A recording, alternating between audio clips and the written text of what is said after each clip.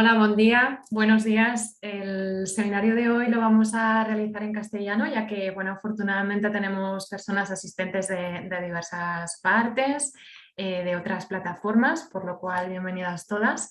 En primer lugar, pues eso, agradeceros la asistencia, el haberos apuntado y recordar, ¿no?, que estos seminarios online, estas cápsulas formativas o espacios de encuentro, los podemos realizar gracias al apoyo de la financiación del Ayuntamiento de Barcelona, ¿vale? Y lo hacemos en el marco de las actividades, las líneas estratégicas de la Comisión de Género y Adicciones de la Federación Catalana de Drogodependencia.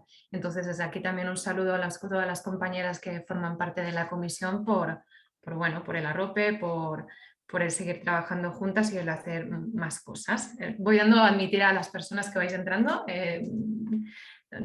tenernos paciencia también, que son como muchas cosas a la vez. Y bueno, y sin más, pues hoy, ¿no?, el seminario por el que estamos aquí juntas, que se titula Perspectiva LGTBI+ en intervención con personas consumidoras de drogas, barreras, retos y recomendaciones. Bueno, pues para charlar sobre este tema tenemos el placer de contar hoy con María. María, no sé si se nos ha ido. No, no estoy aquí, estoy Estás aquí. aquí, vale, que se me ha ido la... Bueno, pues María, muchas gracias por estar aquí. Os presento brevemente a María. María Otero Vázquez pues, se mudó a Irlanda desde su Galicia natal para comenzar su carrera profesional en el sector de las adicciones y las políticas de drogas. En 2016 comenzó a trabajar en UICE, una organización nacional centrada en los derechos de las personas consumidoras de drogas de Irlanda. En su rol como experta en desarrollo comunitario, María ha trabajado en colaboración con servicios asistenciales, el Departamento de Salud y la comunidad de personas que consumen drogas a nivel local, regional y nacional. María se centra en promover los derechos y necesidades de la diversa comunidad de personas que consumen drogas en espacios de toma de decisión, incluyendo los grupos de trabajo centrados en la implementación de la Estrategia Nacional sobre Drogas, trabajando desde una perspectiva de derechos humanos, interseccional y de reducción de daños. En las próximas semanas también María va a comenzar un nuevo rol en el Servicio Nacional de Salud de Irlanda, coordinando proyectos de violencia de género e inclusión LGTBQ+, dentro de la Oficina Nacional de la Inclusión Social. María tiene un máster en Psicología General Sanitaria y en Investigación aplicada en estudios feministas de género y ciudadanía. Bueno, pues es todo un lujazo, María, de contar contigo hoy. Muchas gracias. Muchas gracias por invitarme. Vale, pues y sin más, para poder empezar la conversación, sí que os vamos a pedir bastante participación a lo largo del seminario para que sea, bueno, pues como mucho más interactivo. Sabemos que al principio cuesta un poquito, así que lo que vamos a hacer es compartir pues una primera pregunta, por lo cual os vamos a pedir en este seminario que sí que miréis el móvil, o el ordenador.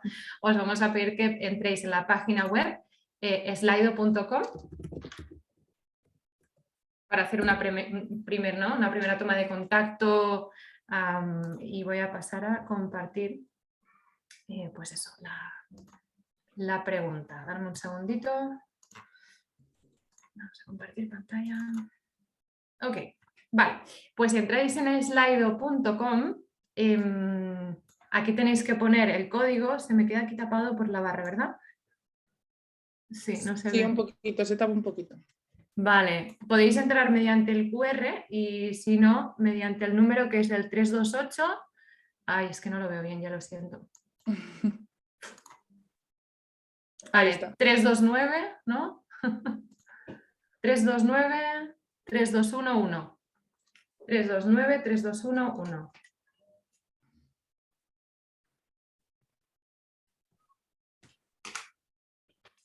Lo veis correctamente, ¿verdad? A la pizarra esta virtual. Vale, pues en el momento que podáis entrar, a ver si podemos empezar a reflexionar, ¿no?, en torno a esta primera pregunta. ¿Cuáles son las dificultades que encontráis para implementar la perspectiva LGTBIQ+ en los programas de adicciones? ¿Qué barreras, qué dificultades encontráis? ¿Qué retos podéis identificar?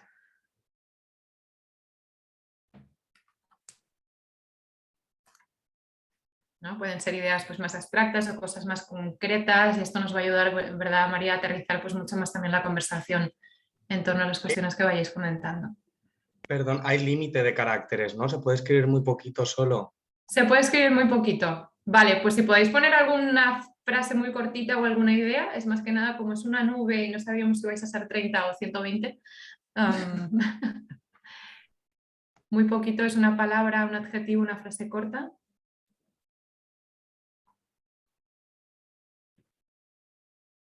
Vale, poca formación específica.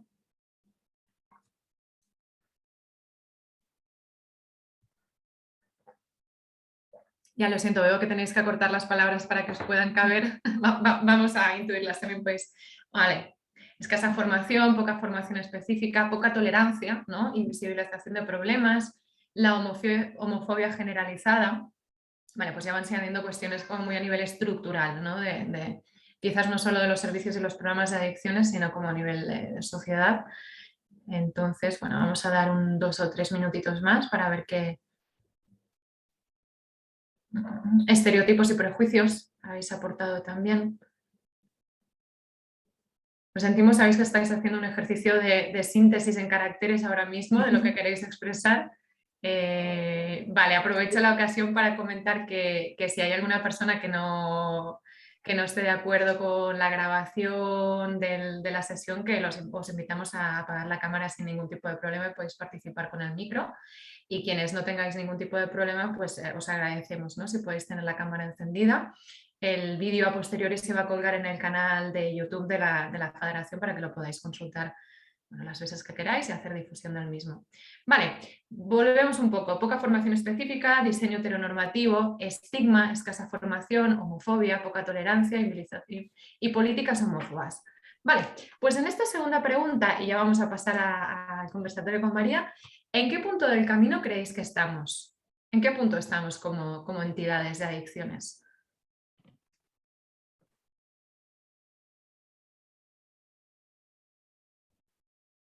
No hemos querido poner una respuesta aquí cerrada por el hecho de que ¿no? También es una cuestión,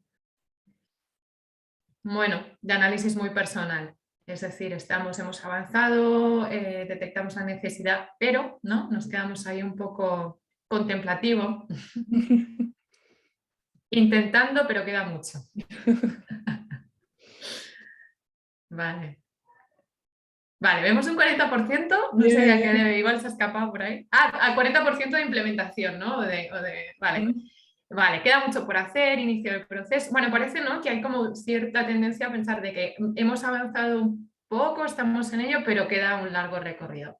Vale, si alguien quiere apuntar alguna cosita más y si no, pues yo ya voy a dejar de compartir pantalla y a partir de estas consideraciones que ha ido aportando la audiencia, María, ¿cómo lo ves? Es decir, Perfecto. ¿cómo crees que está la Bueno, perspectiva? me animo a ver algunos de estos conceptos, ¿no? De heteronormatividad, de homofobia generalizada, que bueno, se ve que el grupo pues evidentemente ya tiene una base a nivel conceptual, a nivel problemáticas y a nivel barreras. Entonces me alegra pues empezar desde una base en la que a lo mejor no hay que desgranar todo tanto desde el principio. Entonces voy a compartir pantalla yo, por favor, si podéis confirmar que podéis ver la presentación, lo agradecería un montón. Se ve perfectamente. Genial. Y bueno, muchas gracias por invitarme, como he comentado, es un placer estar con todos vosotros en el día de hoy. Y bueno, lo que yo quería compartir era un poquito mi experiencia a la hora de trabajar con una perspectiva LGTBIQ+, en la intervención con personas consumidoras de drogas, ¿no? Sobre todo centrándome un poco en las barreras a nivel intervención y a nivel de los diferentes tipos de servicios que se establecen para personas consumidoras de drogas y un poco centrarme en las recomendaciones o pequeños cambios o abogar por cambios más grandes a nivel sistémico, que en el fondo también es lo que es necesario, que podemos implementar en nuestros servicios, en políticas de drogas, que puedan mejorar la experiencia de las personas queer en ellos. Entonces, bueno, si alguna persona tiene alguna pregunta, evidentemente al final podremos hacerlo, pero también si alguien quiere ir poniendo alguna cosita por el chat, seguramente luego lo podemos comprobar, que sé que a veces surgen las preguntas y luego nos olvidamos. María, en todo caso, sí, yo voy a ir revisando el chat, si queréis ir aportando cuestiones y si hay alguna cosa que va muy en colación, pues te interrumpo un momento y la introducimos. Genial, perfecto. Vale. Entonces espero que hayáis visto que he cambiado la diapositiva. Bien, en primer lugar, lo que comentaba ya un poco el grupo en estos conceptos de Slido que hemos compartido, ¿no? En los servicios de adicciones hay una heteronormatividad muy clara, son servicios que están muy centrados en la experiencia del hombre cis hetero blanco. Aquí ya entramos en muchas interseccionalidades de muchas cosas. Entonces, en el fondo, pues son servicios en los que la persona usuaria que se tiene en mente a la hora de diseñar normalmente suele ser un hombre de incluso de edad concreta, de una experiencia concreta, sin unas cargas familiares y con un perfil muy específico. Históricamente, o desde mi experiencia, el problema que ha habido a la hora de presentar una asistencia y una intervención a las personas que consumen drogas es que se entiende que la única identidad relevante del grupo es el consumo de drogas. Se olvidan que es un grupo de personas como cualquier otro en el que hay identidades que interseccionan a nivel queer, a nivel racial, a nivel religioso, a muchísimos niveles.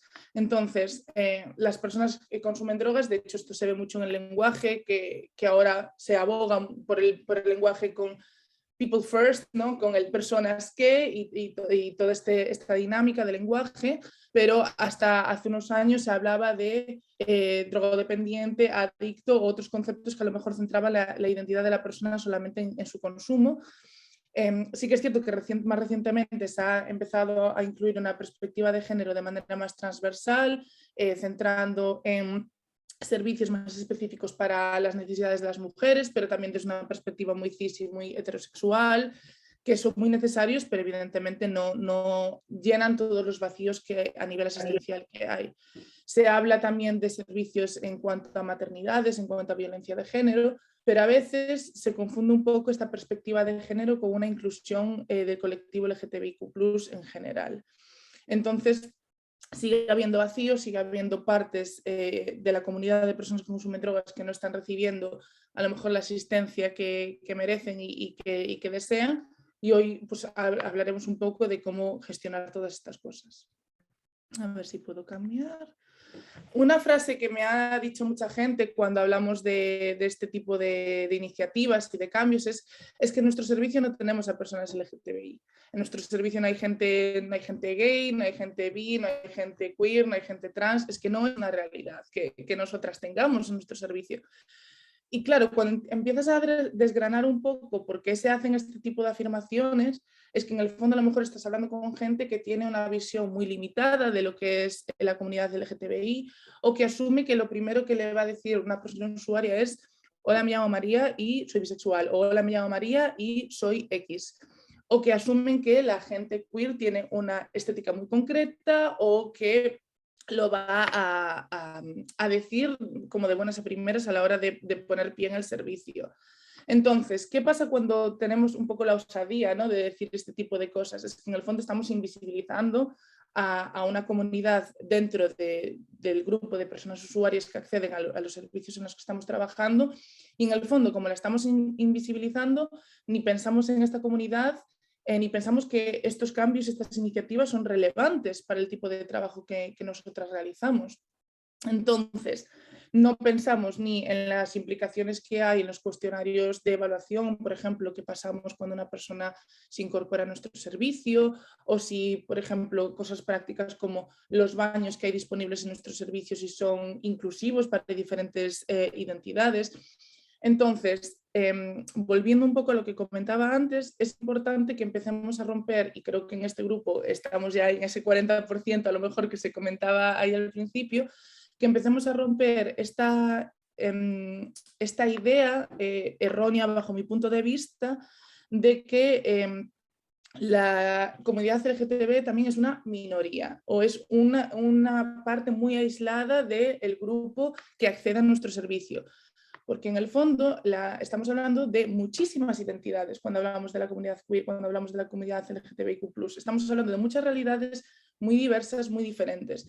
Y decir que en nuestro servicio no tenemos a personas LGTBI, en el fondo demuestra, bajo mi punto de vista y la experiencia que yo tengo, que tenemos una visión muy limitada de lo que es esta comunidad. Entonces, como comentaba, la comunidad está muy invisibilizada dentro de los servicios de adicciones. Se duda a veces si es una comunidad con necesidades específicas. ¿Cuáles son estas necesidades específicas cuando la comunidad es tan amplia y hay experiencias tan múltiples y tantas intersecciones dentro de la comunidad? ¿Está la comunidad LGTBI acudiendo a nuestros servicios? Y si el caso es que no, ¿por qué? ¿Qué barreras se están encontrando? No es que la comunidad no necesite estos servicios. Sabemos que, evidentemente, dentro de la comunidad LGTBIQ+, hay gente que consume drogas y hay gente que a lo mejor necesita un apoyo o acceder a servicios de reducción de daños, acceder a servicios asistenciales o de intervención en cuanto a su consumo.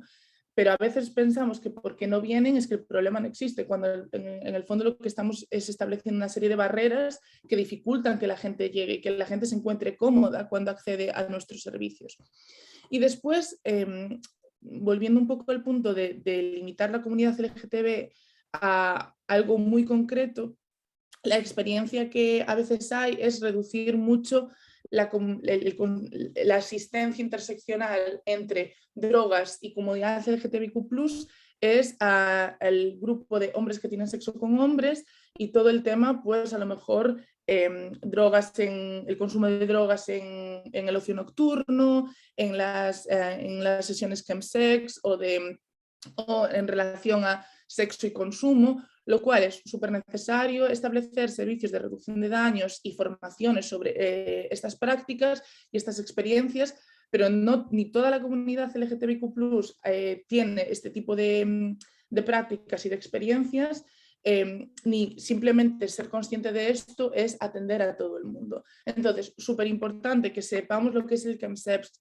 que sepamos que rompamos con ese estigma a la hora de pensar en el consumo de drogas y el sexo, que conozcamos evidentemente, que tengamos formación sobre infecciones de transmisión sexual y los servicios que hay disponibles para este tipo de situaciones. Pero evidentemente ni toda la comunidad LGTBIQ+ se centra en el chemsex, ni eso es todo la intersección que hay entre tema drogas y comunidad LGTBIQ+. Y a veces sí que caemos un poco en esa situación. Entonces, a lo mejor estoy yendo muy rápido, pero bueno, me apetece que después haya también parte de preguntas, comentarios. Me apetece saber también vosotros qué cositas a lo mejor de las que estoy comentando yo estáis haciendo y a lo mejor no han funcionado para nada. Entonces, formación. Se hablaba en el slide que hay poca formación. A veces también hay que acceder o conocer qué servicios específicos de asistencia para comunidad LGTB, que a lo mejor no se centran en adicciones, existen en nuestra comunidad. ¿Cómo podemos trabajar en colaboración? ¿Qué formación a lo mejor podemos recibir de esos equipos y qué formación podemos dar a esos equipos? Porque en el fondo nosotros tenemos una formación específica y un conocimiento específico sobre drogas, reducción de daños, asistencia, etcétera, que a lo mejor esas otras comunidades o esos otros, servicios no tienen. Y a lo mejor la comunidad LGTBIQ+ está hablando de su consumo más en esos otros servicios porque a lo mejor se encuentra más en casa, porque a lo mejor son servicios más adecuados, más cómodos, más inclusivos de sus experiencias. Y a lo mejor ahí falla esa experiencia porque a lo mejor el personal que trabaja pues no la tiene porque no se centra en este tipo de situaciones.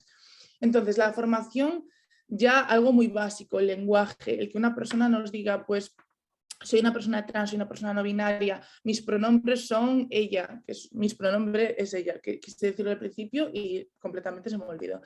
Pero el hecho de que alguien nos diga mi pronombre es ella y no nos quedemos ojipláticas flipando de qué está diciendo esta persona, que no me estoy enterando absolutamente de nada.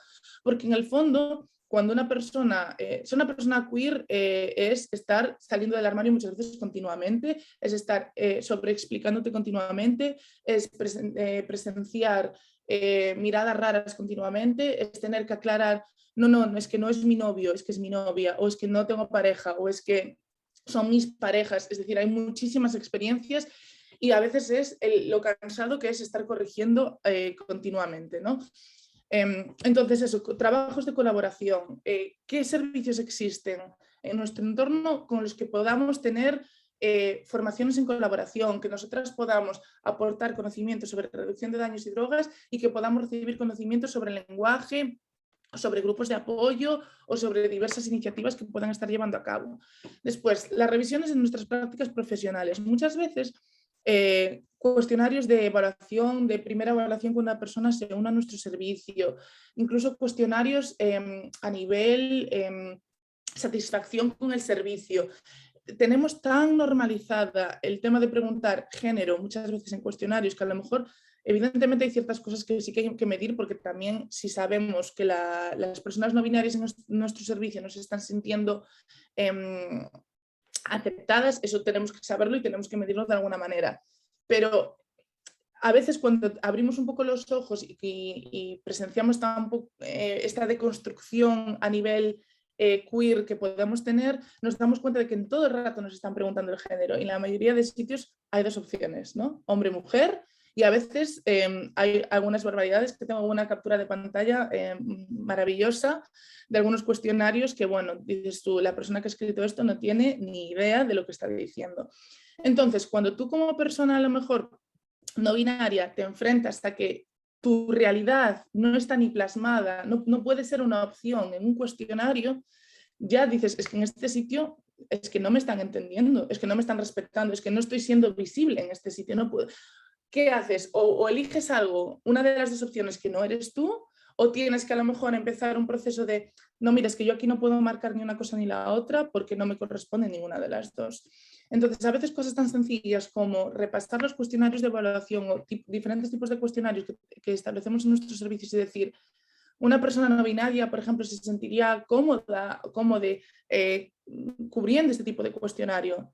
Representa esta realidad, este tipo de cuestionario. Después, servicios segregados por género, cómo acogemos realidades fuera del binarismo. Y esto es algo que en el mundo de adicciones, al menos en Irlanda y por lo que conozco también en el Estado español, hay mucho servicio segregado por género. Entonces, no digo que se elimine porque entiendo la valía, pero cómo adaptamos, cómo incorporamos, cómo hacemos esto todo un poquito más inclusivo. Aquí está el cuestionario de evaluación. Esto es bueno, está en inglés porque es la experiencia irlandesa, pero como podéis ver, habla de nombre de la persona usuaria, habla de bueno, fecha de nacimiento, edad y luego los tres géneros, ¿no? Hombre, mujer o trans. Claro, pues bajo mi punto de vista, un poco todo mal. Porque o pones persona no binaria, o pones otra, o pones no quiere responder, pero evidentemente, ¿que puede hacer referencia a la gente trans no binaria? Sí, pero lo dudo porque conozco a la gente que he realizado este cuestionario de evaluación y evidentemente la formación no estaba ahí. Cuando implementaron este cuestionario de evaluación, que era de un proyecto piloto que se hizo para unificar cuestionarios de evaluación en diferentes servicios de la región, permitieron que servicios de adicciones facilitasen feedback sobre el cuestionario. Bueno, este cuestionario tenía diferentes limitaciones en cuanto a otras cosas que nada tienen que ver con el género o con la comunidad queer, pero cuando yo comenté que quizás esto era incompleto y quizás esto era inadecuado, la respuesta es, bueno, pero es que ahora no nos podemos centrar en esto, nos tenemos que centrar en cosas más importantes. Entonces hay esa prioridad que en el fondo la comunidad LGTBIQ+ no es tan importante y en el fondo hay cosas mucho más importantes que esto y esto es una cosa de, bueno, ya después de que este cuestionario lleve 2 años de rodaje, ya a lo mejor lo pensamos y ya a lo mejor lo corregimos. Y luego también el tema de orientación sexual, heterosexual, homosexual, bisexual, prefiere no contestar o no conocida. ¿Hasta qué punto también a veces en un cuestionario de evaluación sobre tu consumo de drogas es relevante esta información? ¿Quién te lo está preguntando? ¿La persona que te lo está preguntando sabe la diferencia entre, por ejemplo, ser una persona queer o ser una persona bisexual o conoce las especificaciones de los diferentes conceptos? O el hecho de que a lo mejor tú te sientas más cómoda con una etiqueta que con otra. Entonces, bueno, cuando tú entras como una persona queer en un servicio y esto es lo primero que te encuentras, a lo mejor antes de hablar con nadie, tú ves que aquí tu realidad no está del todo representada. Entonces ya es algo que a ti a lo mejor te hace sentir menos incluida en este servicio. Entonces, son cositas para tener en cuenta. Después quería comentar también la importancia de los equipos de investigación y los estudios a la hora de tener en cuenta las realidades fuera del binarismo, sobre todo. Esto es una parte de una captura de pantalla de un email que yo recibí de una persona con la que colaboré en un estudio de investigación que se centraba en la experiencia de personas que consumen drogas en diferentes servicios de intervención, de reducción de daños. Esta persona, yo facilité que esta persona hablase con diferentes personas que consumen drogas para hacer una especie de entrevista sobre qué experiencia has tenido tú en servicios, te has sentido entendida, te has sentido escuchada, te has sentido incluida, etc. Y parte de la información que esta persona necesitaba para su estudio y para los resultados era la edad, la zona de Irlanda de la que era esta persona, si era de Dublín, de fuera de Dublín, etc. Y el género. Entonces yo cuando le mandaba un email de, pues tengo una nueva persona que quiere participar en el proyecto, al menos yo conocía que una de las personas que habían participado era una persona no binaria y yo tal que así se lo puse en el email. Y cuando me pasó los resultados, el borrador del documento para que yo lo revisase, ponía, no recuerdo exactamente los números, pero ponía, han participado 14 mujeres y 11 hombres. Y entonces yo le dije, esto no es del todo así, según mis datos han participado 11 hombres, 13 mujeres y una persona no binaria. Y su respuesta fue, cuando yo intenté, aparte, bueno, pues desde la didáctica y la pedagogía siempre, intentando también a veces pues hacer ese ejercicio de, entiendo que a lo mejor esta persona no tiene este conocimiento, entonces vamos a trabajar juntos para que mejore y para que estos errores no pasen en el futuro. Su respuesta fue, no estoy segura sobre las personas no binarias. Aún no he aclarado cómo preguntarle a alguien sobre esto. Supongo que no soy un sociólogo. Nadie me dijo durante las entrevistas, o nadie explicó durante las entrevistas, mira, soy una persona no binaria, o nada de eso. Entonces no quería asumir. Por favor, ayúdame con esto. Entonces me resulta muy curioso cuando habla de no quiero asumir, pero en el fondo has asumido un género. Entonces falta mucho conocimiento sobre cómo preguntarle a la gente sobre el género.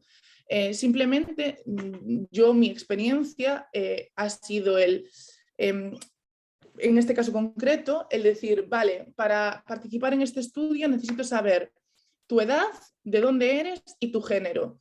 Y si la persona a veces confunde, hay alguna confusión con un género, orientación sexual o diferentes cosas, das opciones. Digo yo, pues mira, para género tengo, si quieres poner hombre, si quieres poner mujer, si quieres poner persona no binaria, si quieres poner otra cosa.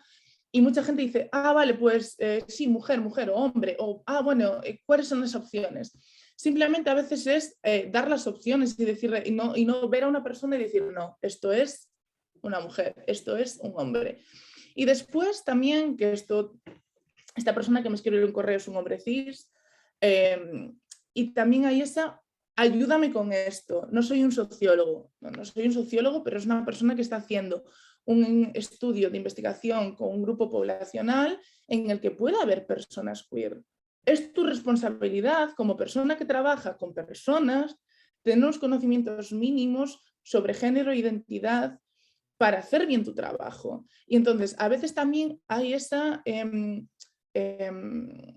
necesidad o esa asunción de que como va a haber otra persona que te corrija, yo aquí voy a ser fuente de todo conocimiento para este señor y le voy a explicar todo súper machacadito y entonces él, pobrecito, que lo está haciendo lo mejor posible. No, como profesionales también tenemos que acudir a formaciones, como estamos, por ejemplo, haciendo hoy, e intentar investigar, intentar mejorar como profesionales y no esperar que a lo mejor otra persona cuya responsabilidad no es esa nos ayude y nos lo dé todo completamente machacado. Entonces, bueno, ya os digo, para mucha gente, y mi impresión muchas veces es que esto es lo que se dice en inglés un afterthought, una cosa que es, pues si me acuerdo, y si no, no es del todo relevante, ¿no? Para proyectos de colaboración, os traigo aquí un ejemplo de algo, aparte súper reciente, que se ha empezado a hacer el mes pasado con 2 equipos un equipo, Merchants Key Ireland, esa organización que aparece en el logo violeta abajo, es una organización asistencial y bueno, desde una perspectiva de reducción de daños para personas que consumen drogas y personas en situación de sinhogarismo. Y LGBT Irlanda es una organización centrada en la comunidad LGTBIQ+. Han llegado a un proyecto de colaboración en el que es un grupo de apoyo para personas que han decidido iniciar un proceso de abandono de consumo, que son personas LGTBIQ+. Entonces, es una reunión mensual en el que hay profesionales de adicciones, profesionales con conocimientos a nivel LGTB, y es un espacio seguro para la población que consume drogas LGTB para encontrarse, para hablar de ciertas cosas. Reuniéndome con una de las personas que lleva este proyecto, decía, claro, es que yo, por ejemplo, hablo con muchos, en este caso, por ejemplo, muchos hombres que tienen sexo con hombres, en los que hablaban de Grindr y demás, y que claro, a lo mejor hablaban de Grindr en otros espacios y la gente no tenía ni idea. Entonces, no tener que sobreexplicarte todo el rato también te alivia cierto proceso de ya estoy aquí hablando de esto, no tengo que estar explicando todo el rato qué es Grindr o qué es esto o qué es aquello. En el fondo es un espacio mucho más cómodo, es un espacio que la gente se siente mucho más en casa y en el fondo puede centrarse a lo mejor en otras conversaciones o en salud mental o en muchas otras cosas importantes.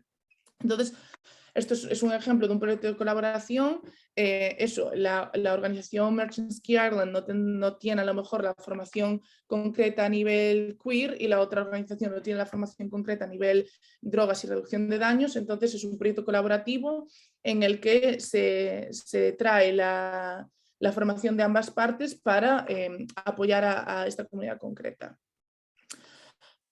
Otras recomendaciones prácticas que a veces parecen un poco tontería o parecen un poco chorrada o parecen un poco algo que es un poco lo que le llaman, ¿no?, el rainbow washing, es decir, el poner estas cosas solo en junio y luego ya en julio nos olvidamos del orgullo y nos olvidamos de todo el tema LGTB. Pero a veces el hecho de que tengamos una bandera LGTB en nuestro servicio, a lo mejor el hecho de que incluyamos nuestros pronombres en la firma de nuestro email, son pequeños detalles que para colaborar con otras personas, para hablar con las personas usuarias de nuestro servicio, son pequeñas cosas que pueden al menos demostrar pues cierta comprensión o al menos cierta intención de que conozco que esto existe, conozco que esto es una comunidad a la que debemos apoyar e intentamos promocionar esa colaboración y ese apoyo. Bajo mi punto de vista y en mi experiencia se ha centrado mucho también en promocionar a las personas con experiencia propia, en este caso de consumo de drogas, que lleguen a los espacios de toma de decisiones y la importancia de la experiencia vivida de cualquiera que sea tu experiencia concreta es parte de la profesionalidad también. Entonces, el rol de los pares, de las personas con experiencia vivida, invitar a expertos, a personas LGTBIQ+, a las mesas de toma de decisiones en nuestros servicios. Después, no olvidar la diversidad propia de la comunidad LGTBIQ+. Lo que decía, a veces se mete a toda una comunidad en un cajón desastre cuando estamos hablando de una comunidad muy amplia, muy diversa. Estamos hablando de personas que pertenecen a la comunidad por un tema de orientación sexual, de identidad de género. Hay una comunidad muy diversa que no toda tiene una presencia igual, no toda tiene unas necesidades igual, hay muchas cosas que interseccionan. No va a ser la misma experiencia la de una mujer transracializada que un hombre cis gay, evidentemente son experiencias muy diferentes. Y hay que tenerlo en cuenta, y hay que tener en cuenta que porque un hombre cis gay se sienta cómodo en nuestro servicio, no significa que toda la comunidad LGTBIQ+ se sienta cómoda en nuestro servicio. Después, presentaba hace unos minutos una iniciativa específica, una medida específica de un trabajo de colaboración. A veces pensamos que con medidas específicas de tener un grupo de apoyo para la comunidad queer en nuestro servicio llega. yo creo que la clave está en juntar medidas específicas, porque son necesarios estos espacios concretos, con cambios a nivel transversal y general.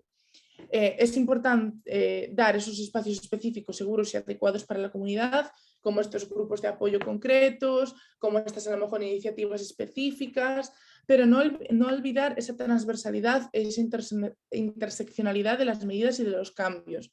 Es decir, no quitar la bandera LGTBI una vez junio acaba y el resto del año completamente olvidarnos. El intentar los cambios que comentaba a nivel cuestionarios de evaluación, revisar a nuestros propios equipos. Son cosas que no solo por poner un grupo concreto de apoyo a nivel LGTBI y consumo de drogas estamos solucionando todos los problemas que tiene de barreras de acudir a servicios la comunidad. Son cosas que tenemos que meter en nuestro día a día, que tenemos que entender en nuestro día a día, porque en el fondo, repito, la comunidad queer no es una entidad aislada y una identidad aislada, es una realidad del día a día para la comunidad de personas que consumen drogas como la que estamos tratando. Después, algo para mí muy importante es saber si nuestros propios equipos son respetuosos e inclusivos de la experiencia queer. Estamos teniendo prácticas de contratación que son inclusivas con la comunidad LGTBIQ+, dentro de nuestros servicios, dentro de nuestros equipos. Estamos teniendo situaciones de LGTBI-fobia. ¿Cómo estamos llevando estas situaciones? ¿Cómo estamos tratando todas estas cosas? Porque si no predicamos con el ejemplo de fomentar que la gente LGTBIQ+ sea contratada por nuestros servicios, ¿cómo podemos pretender que estemos creando un servicio que sea inclusivo y adecuado para la comunidad? Entonces, para mí, el asumir que en nuestros equipos no hay presencia de LGTBI-fobia es evidentemente algo erróneo e idílico. Comentabais al principio que sí que, bueno, pues a lo mejor ahí sí que reconocéis estas experiencias de pues, homofobia, LGTBI-fobia, heterosexismo dentro de los equipos, y para mí el predicar con el ejemplo y el entender que el propio equipo y el propio servicio está formado en estas cosas, entiende a lo mejor las propias limitaciones que tenemos y cómo podemos superarlas, es muy importante para luego crear espacios seguros e inclusivos para la comunidad de personas usuarias de nuestro servicio. Y después ya más a nivel sistémico podemos hacer muchos cambios a nivel estructural y a nivel servicio, a nivel específico. Podemos intentar hablar con servicios que colaboran con nosotros, servicios de la zona. Podemos intentar implementar ciertas medidas de inclusión LGTBI, podemos poner nuestros pronombres en nuestras firmas, podemos mejorar nuestros cuestionarios de evaluación, podemos asegurarnos de que haya baños inclusivos de diferentes identidades, pero el trabajo también es un trabajo a nivel sistémico, a nivel políticas de drogas, a nivel políticas de inclusión LGTBI, y etc. Entonces, conocemos las estrategias nacionales de inclusión LGTBI o los planes autonómicos nacionales sobre temas de drogas, ¿cómo interseccionan estas dos partes? Entonces, en ese aspecto vemos que aún queda mucho camino por recorrer. En el caso de Irlanda, esta es la acción de la Estrategia Nacional sobre Drogas que se centra en la comunidad LGTBIQ+. Como veis, es dentro del segundo, del objetivo número 2, que se centra en reducción de daños y mejorar la asistencia a personas que consumen drogas en servicios. Se habla de comunidades específicas. Entonces, en comunidades específicas, ahí se mete toda la disidencia, todo lo no normativo, todo aquello que no sea un señor cis hetero blanco, por así decirlo, ¿no? Entonces, aquí tenemos a la comunidad LGTBIQ+, aquí tenemos a la comunidad de personas en situación de sinhogarismo, aquí tenemos a nuevas comunidades, por ejemplo, a nivel migrante, aquí tenemos a la comunidad de personas que se dedican al trabajo sexual. Entonces, claro, después cuando vamos a la tercera columna, ¿no? En el punto B vemos considerar la necesidad de derivaciones para especialistas y derivaciones específicas para grupos que a lo mejor no acceden a los servicios tradicionales, por así decirlo, en cuanto a tema de consumo de drogas. Y aquí ponen un ejemplo que hablan de personas que acuden o que se involucran en situaciones, por ejemplo, de chemsex. Claro, repito, a veces es el llevar una comunidad tan amplia como la comunidad LGTBIQ+, al chemsex, que parece que es lo único relevante o lo único que importa. Repito, esta es la única medida estratégica de la Estrategia Nacional sobre Drogas en Irlanda que se centra en la comunidad LGTBIQ+. De una Estrategia Nacional sobre Drogas muy amplia, ¿vale? Entonces, en el fondo, seguimos entendiendo que la comunidad LGTBIQ+ es algo muy específico dentro de la comunidad de personas que consumen drogas. Esto nos falta interseccionalidad, nos falta que sea algo transversal, nos falta el entenderlo como algo que afecta a todo tipo de servicios que implementemos. Y además, sí que hay financiación de proyectos concretos para este tipo de iniciativas, pero luego no hay financiación y que se fomente la formación específica en temas LGTBIQ+ a nivel general para los servicios de adicciones. Y en el fondo muchas veces todo este tipo de formaciones y todo este tipo de conocimiento recae en el interés personal de personas que trabajan en estos equipos, ¿no? De la misma manera que a veces todo el tema también de perspectiva de género, más centrado a nivel de un enfoque más feminista, recae sobre el interés concreto de personas que trabajan en estos servicios. Aquí no hay un esfuerzo a nivel autonómico nacional en entender que la comunidad LGTBIQ+ no es algo súper concreto dentro de la comunidad de personas que consumen drogas. Después, en la otra parte, la estrategia de inclusión LGTBI en Irlanda, que la primera estrategia de inclusión LGTBIQ+ en Irlanda se publicó en el 2019 y tenía su rango de acción 2019-2021. Bueno, con el tema COVID se ha quedado todo súper cojo, no ha pasado absolutamente nada, pero bueno, causas de fuerza mayor que nos han afectado a todos, eso puede llegar a ser comprensible. Pero bueno, como veis en el punto 15.5 habla de la Estrategia Nacional sobre Drogas, que es el documento que acabo de referenciar en la foto anterior, en la diapositiva anterior. Habla de mejorar la capacidad de los servicios de adicciones para incluir las necesidades de las personas que consumen drogas y alcohol de comunidades específicas, incluyendo la comunidad LGTBIQ+. Y después se habla también de el tema infecciones de transmisión sexual y VIH, que es súper importante y que tenemos que tener todas conocimientos también de los servicios a nivel atención a salud sexual y infecciones de transmisión sexual, etcétera. Pero como veis es algo también súper limitado, ¿vale? Súper limitado a una experiencia muy concreta y a una realidad muy concreta. Esto a nivel Estado español, lo que he estado investigando cae un poco en lo mismo. Los colectivos específicos se mete pues personas, aquí hablan de prostitución, trabajo sexual, VIH, y aquí se mete también al colectivo LGTB, y también como en colectivos específicos, y se nombra una serie de colectivos y se incluye en el colectivo LGTBIQ+. Y después también que se pretende mejorar servicios para tanto reducción de daños como abordar las problemáticas de comunidades específicas, pero cuando hablamos de que la comunidad LGTBIQ+ es una comunidad específica, volvemos a ese entendimiento aislado de la comunidad de una manera mucho más limitada, ¿no? Bajo mi punto de vista, de que no entendemos que es algo que intersecciona en la realidad del día a día de las personas que consumen drogas. Y pensamos que en el fondo esto a veces alimenta esa frase o ese entendimiento de es que en mi servicio no hay gente LGTB, ¿no? Lo que pasa es que se están invisibilizando y a lo mejor lo que pasa es que tenemos un entendimiento súper limitado de lo que es la comunidad LGTBQ+. Entonces, ¿Qué podemos hacer? ¿Qué conclusiones quiero que saquemos todas de esta presentación? Bajo mi punto de vista, mi recomendación es que tenemos que revisar nuestros espacios de trabajo, nuestras iniciativas y nuestros proyectos. ¿Qué cambios pequeños podemos realizar para que nuestros espacios sean más inclusivos y adecuados para la comunidad LGTBIQ+?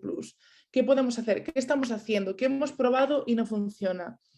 Después, a nivel colaboraciones, ¿qué servicios hay en nuestras zonas, en nuestros barrios, en nuestras regiones que den asistencia y apoyo a la comunidad LGTBIQ+, y qué colaboraciones podemos crear con estos grupos de profesionales? ¿Qué formaciones a lo mejor nos pueden ofrecer estos servicios y qué formaciones podemos ofrecer a estos servicios? ¿Cómo podemos incluir a las personas que son LGTBIQ+ de nuestros servicios, a lo mejor en espacios de juntas directivas, de tomas de decisiones, de espacios de foros de personas usuarias de nuestros servicios? ¿Cómo podemos asegurarnos de que esa comunidad esté representada allá donde se toman las decisiones? Porque en el fondo, si la representación es siempre indirecta, nos van a fallar muchas cosas y no vamos a tener una realidad concreta de qué experiencia tiene una persona LGTBIQ+ cuando entra por primera vez en nuestro servicio, en nuestro proyecto. Y después un poco asegurarnos de que estamos tratando un poco las dos partes, ¿no? El crear iniciativas específicas, grupos de apoyos específicos, espacios específicos que sean seguros para la comunidad LGTBIQ+ dentro de nuestra comunidad de personas usuarias, pero a la vez sin olvidar todo aquello que es transversal a nivel cuestionarios de evaluación, a nivel proyectos de intervención, a nivel equipos de trabajo. Entonces, esto es un poco lo que yo quería comentar. Creo que he ido a lo mejor un poco rápido porque tenía miedo que no me diera tiempo y al final cuando aceleramos nos sobra mucho tiempo, pero también me apetece que tengamos esta oportunidad de conversar y de hablar, y me encantaría también aprender de vosotros, y cualquier duda, cualquier pregunta, pues estaré dispuesta a contestarla. Muchísimas gracias, María. A ver, yo he ido recogiendo comentarios y cosillas, un comentario por el chat y luego por la cajita de preguntas y respuestas, que también se pueden hacer cosas. Bueno, el primero que se comenta por el chat es... hay un par de ellas, qué bien. Puede que la clase, Elizabeth pregunta, ¿puede que la clase socioeconómica de una parte de la población chemsex convierta a esta población en una prioridad por delante de otros colectivos o personas? Sí, por supuesto, y ya no solo eso, en el fondo yo creo que hay un tema a nivel social, hay un tema en el fondo a nivel sexista, ¿no? En el fondo no dejan de ser la mayoría de personas que se involucran en chemsex, la mayoría suelen ser hombres cis, evidentemente no todo el mundo, pero en el fondo también es una comunidad o es un grupo que tiene un privilegio dentro de los servicios asistenciales muy claro. Entonces, es una comunidad en la que sí que hay a lo mejor muchos servicios asistenciales, porque ya no solo desde los servicios de atención a tema adicciones, también en mi experiencia en Irlanda es que la comunidad chemsex también tiene mucha asistencia y apoyo desde los servicios centrados en la salud sexual y a nivel de infecciones de transmisión sexual, servicios centrados en VIH, etcétera. Entonces, evidentemente, claro que sí, claro que hay un privilegio de clase y a nivel también de identidad que es claro y que hay que tener en cuenta a la hora de que todos los espacios reservados para la comunidad LGTBIQ+ a nivel general estén siendo ocupados solamente por esta experiencia, cuando hay muchas más. Vale. Luego Carlos nos comenta, considerando que siempre influye lo único e individual, ¿cuáles serían las temáticas específicas? Ay, que se me ha ido, perdonar, que has visto relevantes a explorar en este colectivo en relación al consumo de sustancias, aparte del tema del chemsex? Perfecto. Para mí, una de las claves también ha sido el apoyo a nivel salud mental. Me refiero, las implicaciones que tiene el hecho de que tú intentes a lo mejor como persona queer acceder a servicios de asistencia, porque a lo mejor reconoces que estás en una situación en la que necesitas un apoyo, una intervención en relación a tu consumo de drogas y ves que no existen servicios que te atiendan a ti, o ves que a lo mejor tu experiencia en estos servicios en el fondo esté teniendo un impacto negativo en tu propia salud mental y en tu propio consumo. Entonces, la parte toda de atención a salud mental, la parte toda a la hora de entender que puede ser a veces la poca visión inclusiva de los servicios los que tengan un impacto negativo en la salud mental y en el consumo de esta comunidad, ¿no? Que un poco el entender que si una persona no está acudiendo a servicios es porque a lo mejor no hay servicios que sean adecuados para esta persona. Después también eso, el tema salud mental y el tema experiencias negativas en servicios. Para mí ha sido la clave. Después también la experiencia concreta que puedo haber tenido yo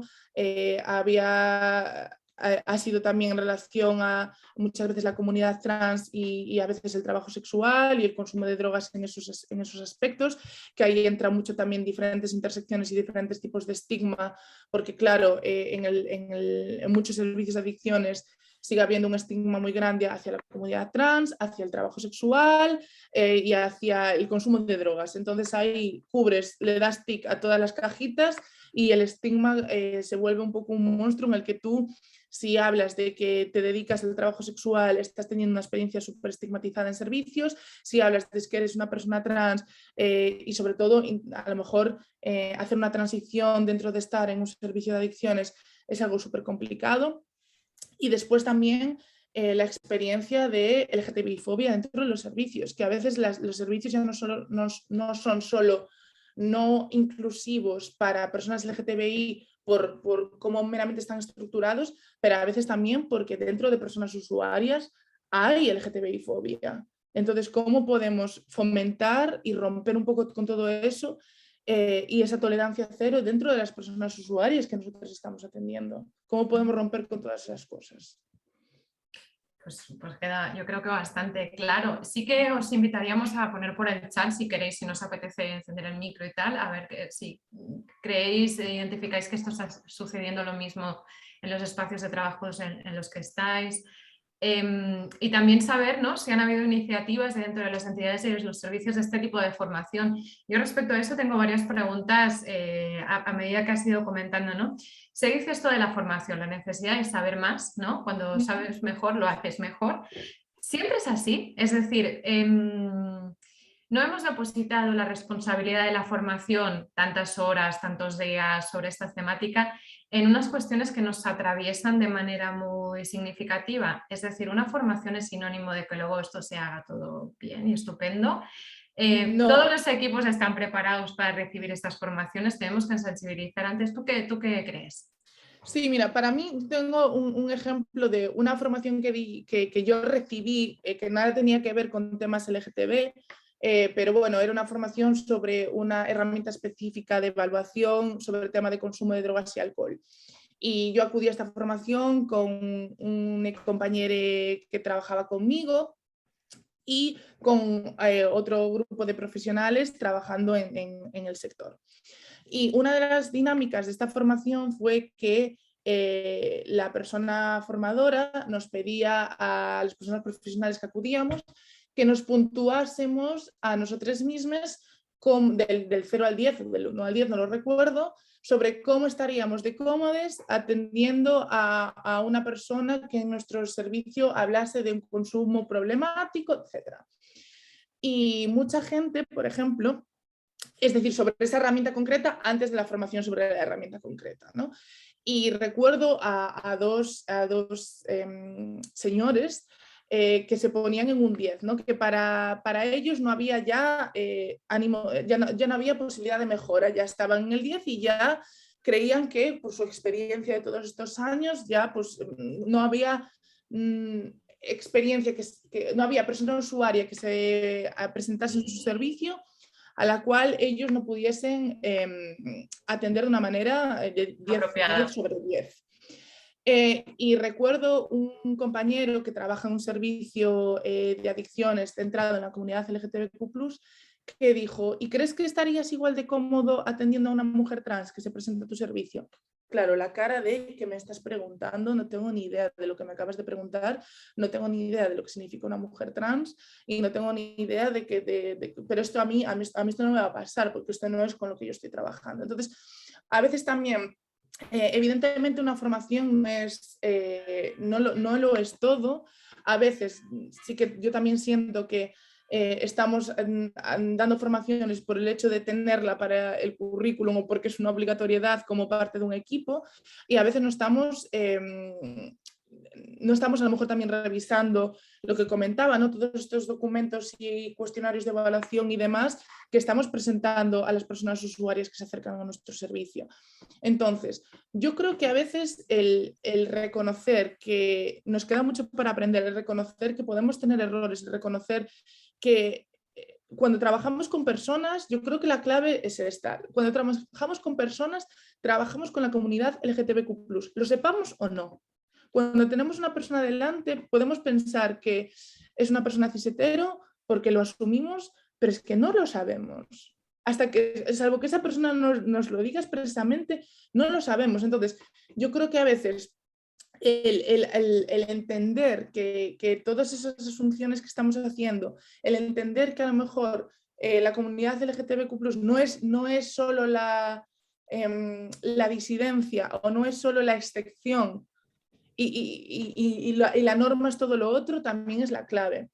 Entonces, bueno, para mí también el reconocer, el hablar entre los equipos y decir, oye, mira, pues esta persona ha dicho bueno, pues ha hablado de que es una persona no binaria y a veces me encuentro un poco pez a la hora de presentarle ciertos apoyos o claro, yo tenía pensado mandar a esta persona a este grupo específico para este género y ahora me encuentro que no tengo opciones.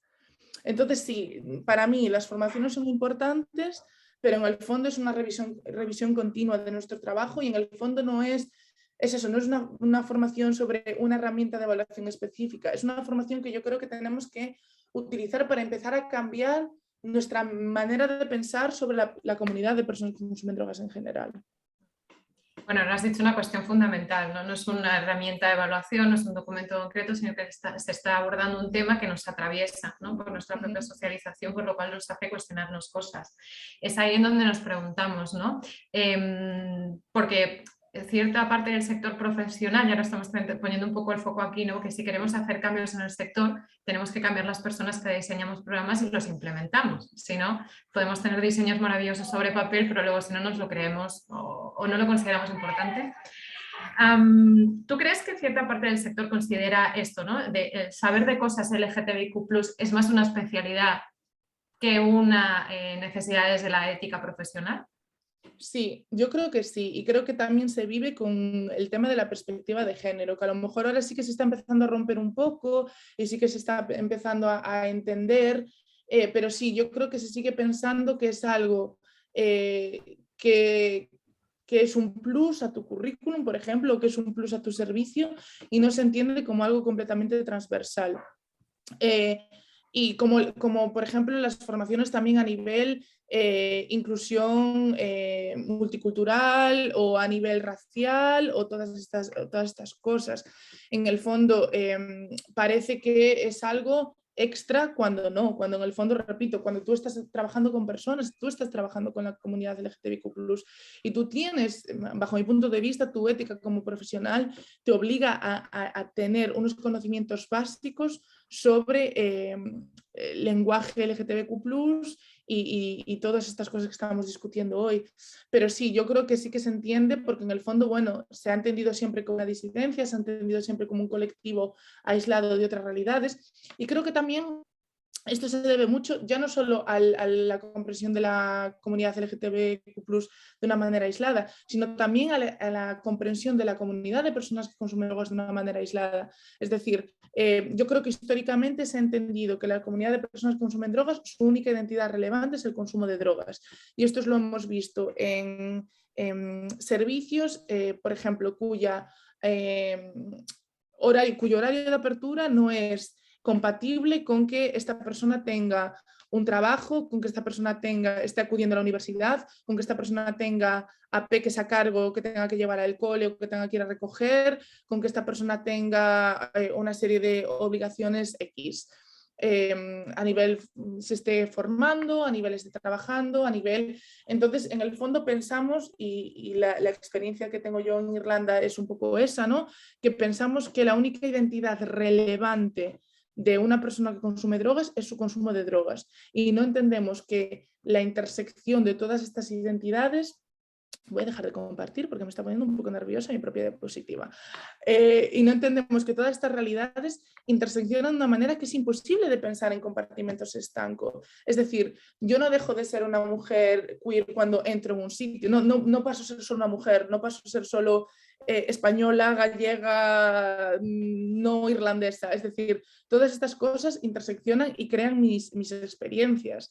Entonces, entenderme como compartimentos aislados no tiene sentido a la hora de mi experiencia en servicios. Pero sí, yo creo que sí que se ha entendido de manera aislada y creo que las políticas de drogas que tenemos, tanto en el Estado español como en Irlanda, demuestran un poco eso. Mira, Marco comenta, Marco Michans, la formación es el inicio y una herramienta, pero si en nuestro día a día no implementamos esta herramienta y no tenemos una perspectiva abierta, asertiva y respetuosa, poco servirá la formación. Dice que es una opinión propia, bueno, yo la comparto completamente. ¿Consideras también que cuando hablamos de formación, esto un poco también pasa con perspectiva de género, o el generar realmente estrategias inclusivas, ¿no? Cuando hacemos formaciones concretas y le damos al check, venga, ahora ya sabemos de sinhogarismo, check, ya está. Sí.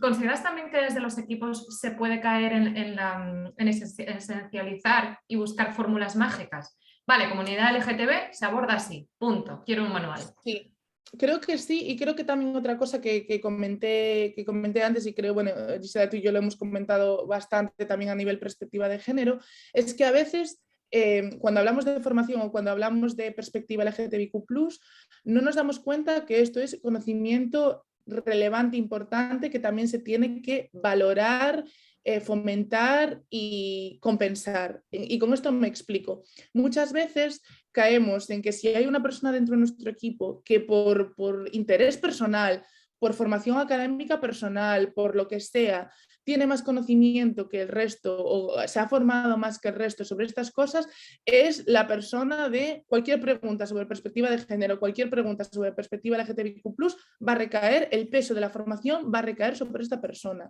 Y tenemos también cuando no es su trabajo, repito, no estoy hablando eso de que esta persona sea una formadora sobre ello. Y creo que también, y mi experiencia concreta ha sido muy de que los hombres con los que he trabajado siempre han asumido que como yo sé estas cosas, voy a tener siempre el tiempo para explicárselas y la paciencia para explicárselas, y no hay una intencionalidad de buscar un poco buscarse un poco las castañas, ¿no? Como se dice en mi casa, de intentar tú saber, vale, cuáles son mis vacíos, cuáles son mis limitaciones, porque es importante que María me esté diciendo que pongamos el pronombre en la firma del email. Creo que a veces se buscan fórmulas mágicas, creo que a veces esa fórmula mágica es una persona miembro del equipo.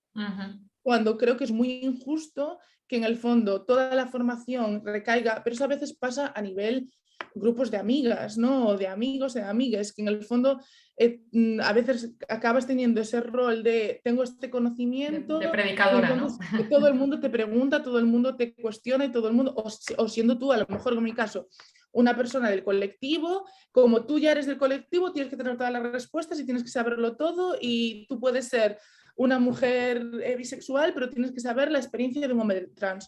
No, evidentemente, a lo mejor puedes estar más concienciada por interés personal, porque a lo mejor estás en grupos de apoyo, porque a lo mejor estás en un colectivo LGTBI de tu barrio, evidentemente. Pero creo que también tenemos que darnos cuenta de que el esfuerzo como profesionales también viene un poco desde nosotras mismas, desde el decir, no voy a caer en lo cómodo que es preguntarle a María, a Gisela, a Carlos y a Marco a ver cómo hago esto y a ver cómo gestiono esto.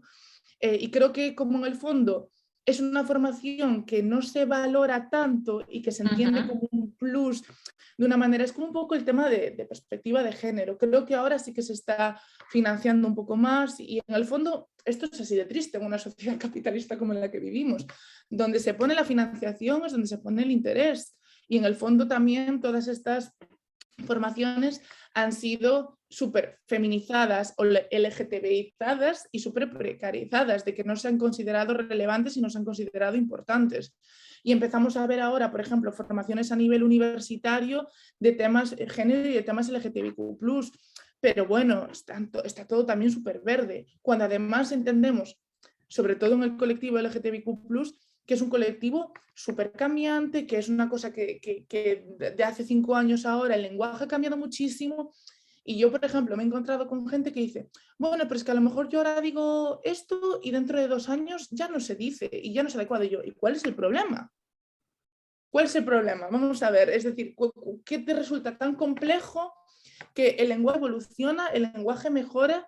Y si nuestra responsabilidad como profesional es decir, vale, pues de repente utilizamos eso, las siglas LGTBIQ+, y de repente pues las siglas han cambiado, o se ha añadido algo más, o una persona ha cambiado su etiqueta. En el fondo a veces nos parece que, Dios mío, es que yo estoy haciendo el esfuerzo de decir LGTBIQ+, es que ahora voy a tener que aprenderme lo que significan todas las siglas. Pues sí, pues vas a tener que hacerlo. Sí, hay como, hay como una relevante. falta de comprensión, yo creo, de eso, ¿no? De saber que al final es una cuestión de ética profesional. Esto viene definido en el concepto de competencia, la competencia profesional que viene recogido en los códigos deontológicos. Total. Tiene que ver con el saber técnico, el saber jurídico y el saber lo que no sabes. Eso es ser competente. Entonces, Claro. ¿pero por qué crees tú que nos cuesta tanto el quitarnos? Bueno, de hecho, a modo muy rápido, en 2018 hicimos una encuesta con Federación Catalana de Drogodependencias a todas las entidades y solo el 20% de profesionales encuestados, fueron unas 380 entrevistas, el 20% dijeron que sí, que los estereotipos sexistas les atravesaban probablemente en su intervención y el 80% decían que no. Por lo tanto, ¿por qué nos cuesta tanto salir de ese traje profesional que en teoría nos impermeabiliza de todo? Porque yo creo que en el fondo, y mi experiencia personal y de otras profesionales con las que yo he hablado, a veces cuanto más sabes, más consciente eres de lo que no sabes. Entonces, a mí, por ejemplo, me pasa mucho ya más a nivel personal de tener a amigas conocidas, a personas con las que hablo, decir, bueno, pero es que yo no soy sexista. Digo yo que soy una persona que en el día a día intento hacer un ejercicio de romper con la misoginia interiorizada que tengo, yo sé que por desgracia sigo teniendo ciertos pensamientos que son así. Y me dicen, no, pero si tú no, pero es que vivo en esta sociedad y me han educado en esta sociedad. Entonces, cuanto más sabes, más consciente eres de los sesgos que tú tienes y de lo que tú no sabes. Y en el fondo yo creo que no nos han educado para decir, esto no lo sé. O queda muy mal como profesional decir... Es antiprofesional el reconocer las limitaciones. Sí, cuando bajo mi punto de vista es menos profesional y más inadecuado el asumir que todo lo sabes, que todo lo entiendes y en el fondo puedes tener un impacto mucho más negativo en la gente con la que estás apoyando. Porque si una persona te está diciendo, sí, es que bueno, yo soy una persona no binaria y tú en ese momento dices, vale, sí, bueno, y te dice, y a lo mejor en ese momento no preguntas, mira, ¿y tus pronombres cuáles son? Porque no los vas a asumir. Y esa persona dirá, vale, pues no los ha asumido, está teniendo un interés y quiere aprender sobre mi realidad. Y en el fondo si tú dices, ay, no binario, no tengo ni idea de lo que es eso, pero bueno, no le voy a decir que no lo sé, no le voy a hacer ninguna pregunta porque a lo mejor quedo mal. Es que a lo mejor quedas peor y no te das cuenta.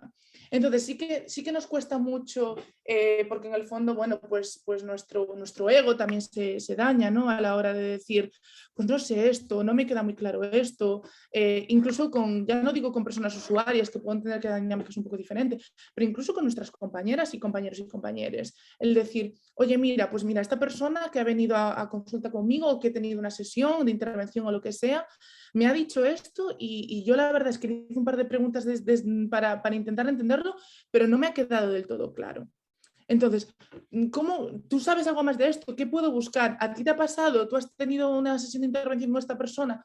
¿Cómo has gestionado esto? Y creo que en el fondo el reconocer todo lo que nos falta, el reconocer todo lo que no sabemos, es un paso para poder solventarlo, ¿no? Es un paso para poder empezar a gestionar todo ese conocimiento que nos falta. Pero sí, nos cuesta mucho porque en el fondo yo creo que no nos han enseñado a decir no lo sé. Y eso es muy, bajo mi punto de vista, es muy importante. Tampoco quedarte en el no lo sé, ya está, evidentemente. No lo sé, me gustaría saberlo, voy a averiguar. Exacto. ¿No? Y María, ¿cómo gestionamos el otro tipo de reacción que nos podemos encontrar, ¿no? Ante el desconocimiento o ante el cambio que va más rápido de lo que nos gustaría en los equipos profesionales? Es decir, el rechazo. Esto es una moda, esto no me toca, esto no me lo creo, esto, pues eso, ¿no? Es ideología feminista, sí, entre comillas, cuando digo esto, pero ¿cómo crees tú que debemos de gestionar esto? Porque dejarlo pasar yo entiendo que no es una opción. No, dejarlo pasar no es una opción y es bastante complejo porque además ahora a veces la LGTBI-fobia y sobre todo en muchos casos la transfobia viene de partes que a lo mejor no nos esperábamos que viniera históricamente, ¿no? Dentro de a lo mejor una persona que en muchas otras cosas está súper deconstruida y a lo mejor en ciertas otras pues no, y nos sorprende. Es bastante complejo. Yo creo que para las personas que están tomando decisiones a nivel servicios, a nivel políticas de drogas, a nivel políticas internas dentro de un servicio, tiene que quedar claro que es algo que se implementa, que es parte del servicio, que es parte de la realidad del servicio, que es algo complejo, pero es algo que no se va a ir a ningún lado, que es algo que es interseccional, que es algo que es transversal, que es algo que representa la experiencia de este servicio y que no es ninguna moda ni es nada de este estilo, que en el fondo, si en el fondo tú tienes una serie de cuestionarios de evaluación, tienes una serie de proyectos e iniciativas que estén representando esta realidad, si no lo tratas como algo de una formación de un día, de que hacemos algo para el orgullo y ya está, si en el fondo tú lo metes de una manera interseccional en tu día a día, es algo que yo creo que la gente que tiene un rechazo puede ir deconstruyendo ese rechazo y deconstruyendo ese porqué. Claro, a mí la gente que lo rechaza desde el odio, me parece complicado que tú puedas trabajar con personas cuando tienes un rechazo tan grande hacia un colectivo tan grande de personas. Es que a mí me parece muy complejo. Entonces también a veces hay aunque el odio no se manifiesta de una manera tan evidente, ¿no? En un contexto profesional, es decir, claro, total. Vincula otro tipo de actitudes. Y muchas veces el odio, de la manera en la que se representa o la que se presenta, es minusvalorando esta experiencia, o lo que dices tú, no, esto es una moda, o esto es algo que para mí no es relevante, porque yo como psicóloga experta en adicciones, es que yo soy experta en adicciones, no soy experta en drogas, yo me centro en las sustancias. Claro, y entonces es eso, yo creo que parte de la deconstrucción, del entender la comunidad de personas que consumen drogas, y por eso también el lenguaje con el que hablamos de las personas que consumen drogas. Cuando tú hablas de personas, tú hablas de múltiples identidades. Cuando tú hablas de adicto, cuando tú hablas de drogodependiente, tú hablas de una realidad. Bajo mi punto de vista, eso limita mucho la visión que tienes tú hacia esa persona que tienes tú delante. Y es eso, el entender que la comunidad LGTBIQ+, está en todas partes, es que no es una entidad, no es una identidad concreta, aislada, en la que tú te puedas permitir que esto no pasa en mi servicio. Y el pensar que esto no pasa en tu servicio es que seguramente lo estás invisibilizando en tu servicio, de manera directa o indirecta, que esto también puede ocurrir, que en el fondo no estás dando la oportunidad de que la gente lo explore. Vale, mira, hay varios comentarios sobre también solicitarte si tienes recursos, ¿no? Alguna lectura recomendada sobre tema de LGTB, comunidad y adicciones, pues, servicios.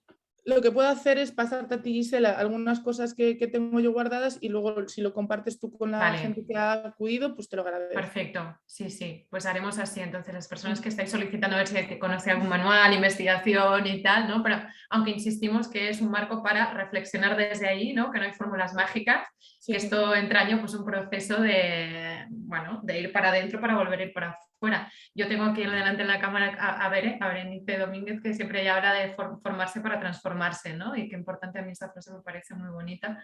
Pues y sí, muy la verdad. necesaria, que las formaciones no son ese TIC solo para tener el diploma.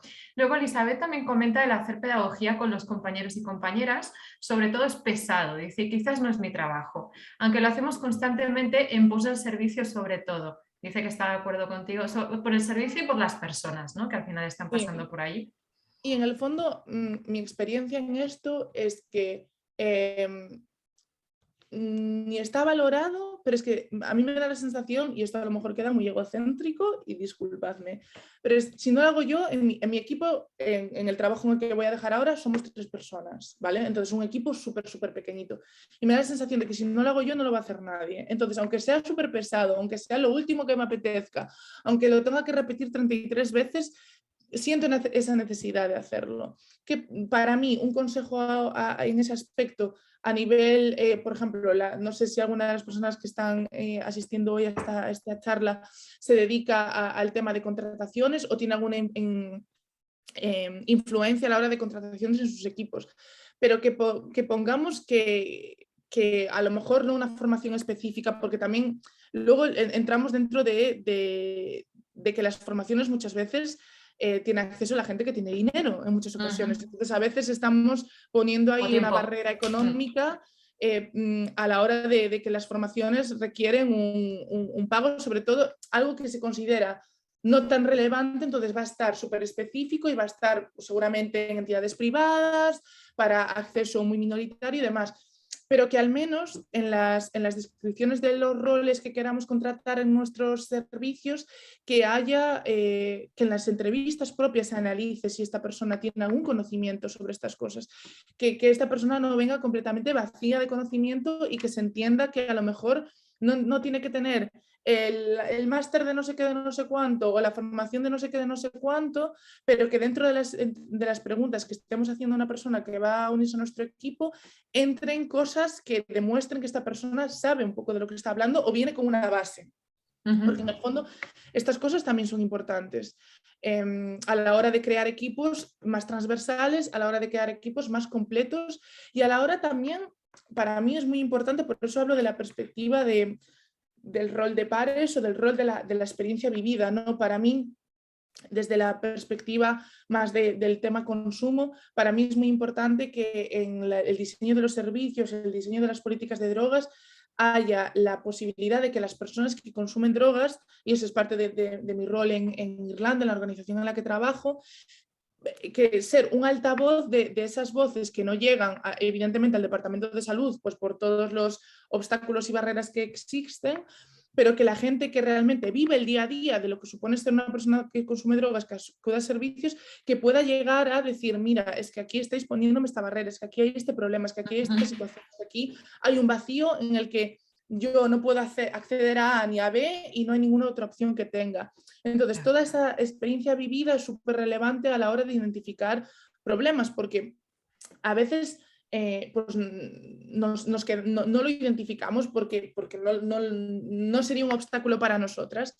Entonces, aunque nosotras pertenezcamos a la comunidad LGTBIQ+, como estamos hablando de que es una comunidad tan diversa y tan completa y tan compleja, en el fondo, si pensamos que algo no es un obstáculo para nosotras, corremos ese riesgo de que decir, bueno, pues esto es queer friendly, porque yo como persona queer no tengo un problema con esto, cuando no es así. Es un poco también llevándolo a todas otras interseccionalidades, ¿no? El tema de, por ejemplo, el tema de diversidades funcionales, discapacidades. Que una persona que sea accesible para una persona con cierto tipo de discapacidad no tiene que ver que sea accesible para otra persona con otro tipo de discapacidad completamente diferente. Entonces, a veces es un poco el asegurarnos de que la representación de experiencias vividas es diversa, de que no tenemos a una persona a nivel token de el check de, vale, sí, tenemos una persona queer en la junta directiva y aquí tenemos todos los problemas solucionados, porque en el fondo caemos en ese error que estamos comentando de decir que todo el grosso de la educación no formal recae sobre esta persona. Claro, bueno, y un poco lo que hablas sobre ese burnout de ser la activista, la abanderada, además de tener tu trabajo de igual de psicóloga, trabajadora social o la administrativa del servicio, o lo que sea, ¿no? entonces como que nos atribuye nuevamente más carga de cuidados y de Sí. pedagogía a los demás. Y esto que comentas también, por ejemplo, diferentes roles dentro de las organizaciones, a veces también caemos en el error, bajo mi punto de vista, de que este tipo de formaciones o este tipo de conversaciones solamente se centran en aquellas personas que hacen intervención psicológica o intervención directa con la gente, cuando no. Para mí es muy importante que la persona que está en recepción tenga un conocimiento sobre temas LGTBIQ+, o que la persona que hace un trabajo de conserje tenga ciertos conocimientos. Me refiero, el equipo es todo el equipo, y para ser inclusiva con la realidad tiene que ser inclusivo todo el equipo, no solo la médica que está haciendo las recetas, no solo la psicóloga que está haciendo la intervención psicológica, o no solo la trabajadora social que está gestionando ese servicio. Me parece que es todo mucho más transversal y que en el fondo es algo que, repito, cuando tratas con personas, tratas con comunidad LGTBIQ+, y todo el mundo, no por tú tener una jerarquía dentro de ese servicio, la formación solo la merece o la necesita la gente que está realizando ciertos tipos de De tareas muy intervenciones concretas. o de... Y en cuanto a las personas que tienen poder de toma de decisiones, porque también es otra cuestión, las personas que suelen acudir a las formaciones de este estilo son personas técnicas de terreno que quizás, ¿no?, en la estructura jerarquizada de la entidad pues no están en lo más arriba. ¿Cuál es el problema de esto? Pues aquí entramos un poco también en el debate de que en el fondo las personas que toman decisiones, sobre todo ya yéndonos un poco de a lo mejor a nivel directivas de servicios y yéndonos un poco más a lo macro, ¿no?, de estrategias de inclusión LGTBIQ+, estrategias nacionales sobre drogas o estrategias autonómicas regionales sobre drogas. En el fondo ahí yo creo que es cuando hay que unirse como sector, hay que unirse como profesionales e intentar abogar por estas colaboraciones, ¿no?, y el intentar llevar todo esto al cambio sistémico. Y porque en el fondo, por mucho que es súper positivo y por favor que no sea esto completamente descorazonador, es súper positivo hacer cambios pequeños dentro de los servicios, porque va a tener un impacto muy grande en las personas. Pero claro, si dentro del marco político legislativo en el que nos movemos esto no tiene ni prioridad ni relevancia, ahí es donde nos encontramos con problemas. Entonces yo creo que ahí la clave está un poco en abogar por todas estas cosas como colectivo a nivel servicios, intentar donde tengamos un poco de impacto a nivel regional, autonómico, nacional, intentar llevar ese impacto ahí, intentar a lo mejor hacer fuerza por ambas partes, es decir, desde las organizaciones centradas en el colectivo LGTBIQ+, también hacer el abogar por también una inclusión dentro de los servicios de adicciones e intentar llegar a que el cambio sea de abajo a arriba, pero también de arriba a abajo, ¿no? Esas dos perspectivas. Pero claro, ahí repito, ahí a veces es lo complicado porque se ve como algo de, bueno, es que tenemos una cantidad de responsabilidades y de acciones y de estrategias y de cosas que son muchísimas y evidentemente no sé si en Cataluña pasa, pero mi experiencia en Irlanda es que dinero poco, mal y muy limitadito todo. Entonces, en el fondo... que eso es una tónica general. Y como en el fondo hay que elegir lo que es más importante, todo aquello que no es normativo o que no se considera normativo no se considera importante. Entonces queda ahí un poco del resto, ¿no? Y repito, ahí es cuando en el fondo, como no viene el cambio a nivel sistémico y a nivel estructural, es un poco cuando queda la responsabilidad en, bueno, personas como las que estamos aquí hoy, ¿no?, que en el fondo estás dedicándole 2 horas de tu día a tener este tipo de conversaciones, a apuntar ciertas cosas, a lo mejor hablar de estos temas e intentar mejorar como profesional. Entonces, para mí, creo que también hay fuerza en el sector. Creo que también podemos unirnos y podemos intentar abogar desde abajo e intentar utilizar a lo mejor los canales de comunicación que podemos tener con la gente que hace políticas de drogas para traer estos temas a la palestra y para tener ese impacto que consideramos necesario. Mira, Alicia hace ya un ratito comentaba, ¿no?, con el tema de la figura referente y tal, muy de acuerdo con ese tema. Dice, somos un poco el comodín de las entidades donde trabajamos para estos temas y a veces se nos exigen respuestas y abordajes de las cuales no somos las responsables directas porque nuestras tareas de trabajo son otras, ¿no?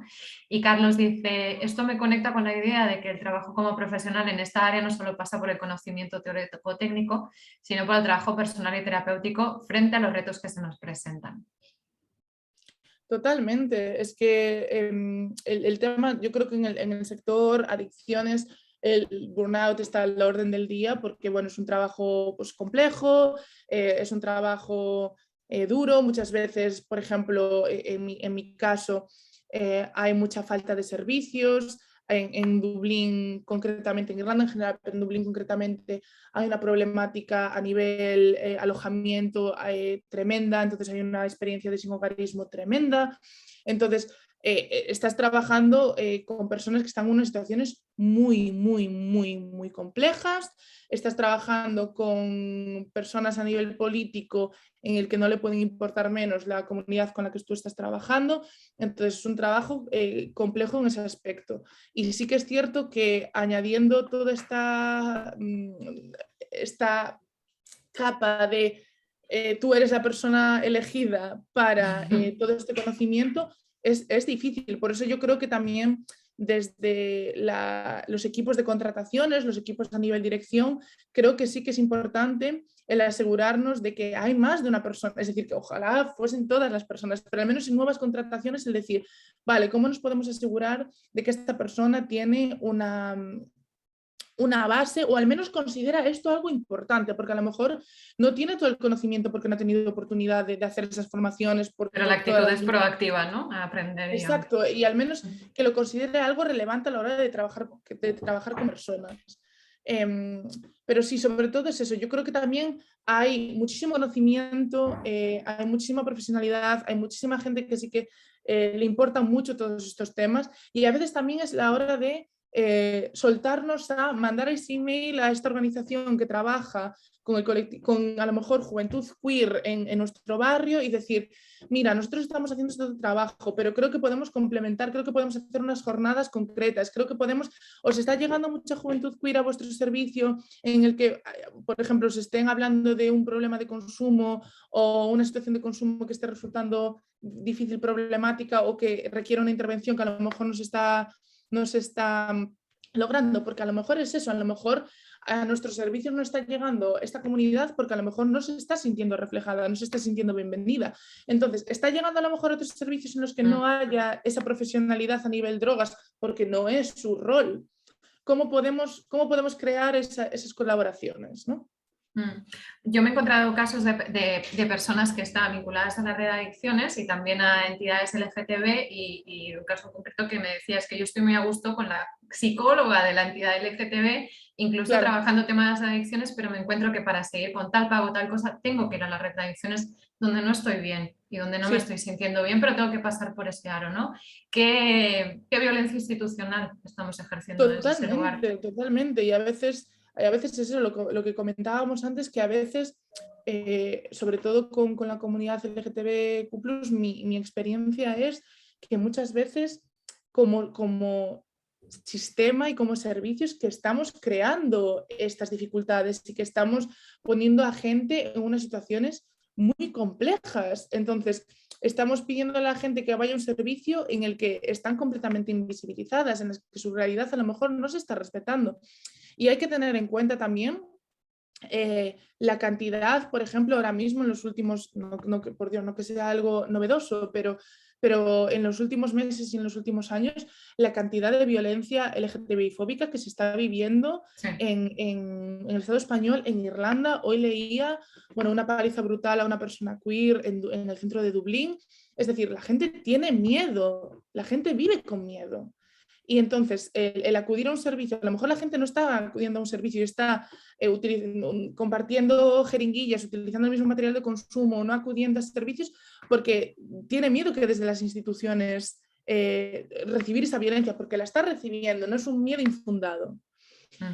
Y en el fondo es eso, también es la violencia desde arriba, es la violencia de otros pares y esa LGTBI-fobia que también está dentro de las personas usuarias que pueden acudir a nuestro servicio, que eso también es otro gran dilema, ¿no? El cómo gestionamos que desde las personas usuarias que acuden a nuestro servicio puede haber ese odio, puede haber esa LGTBI-fobia. ¿Cómo gestionamos todo eso con gente que es nuestra usuaria? ¿Cómo podemos a lo mejor fomentar pues esas jornadas, ese predicar con el ejemplo a nivel profesional? Pero también es algo complejo porque muchas veces los servicios de adicciones o los servicios en los que trabajamos son un recorte de la sociedad general, y la sociedad general es LGTBI-fóbica. Entonces, eso es complejo. Y en Pues el fondo si te parece, María, lanzamos también la pregunta, ¿no? Las personas que estáis ahora mismo conectadas, si tenéis algún recurso o alguna manera de actuar concreta para gestionar actitudes LGTBI-fóbicas dentro de los servicios, ¿no? Tanto sean de los equipos como de las personas participantes, porque al final son realidades que están y cómo se gestionan, ¿no? Primero las sabemos identificar y luego si las identificamos reaccionamos. Entonces, totalmente, si alguien quiere ir apuntando, de concreto lo compartimos, pero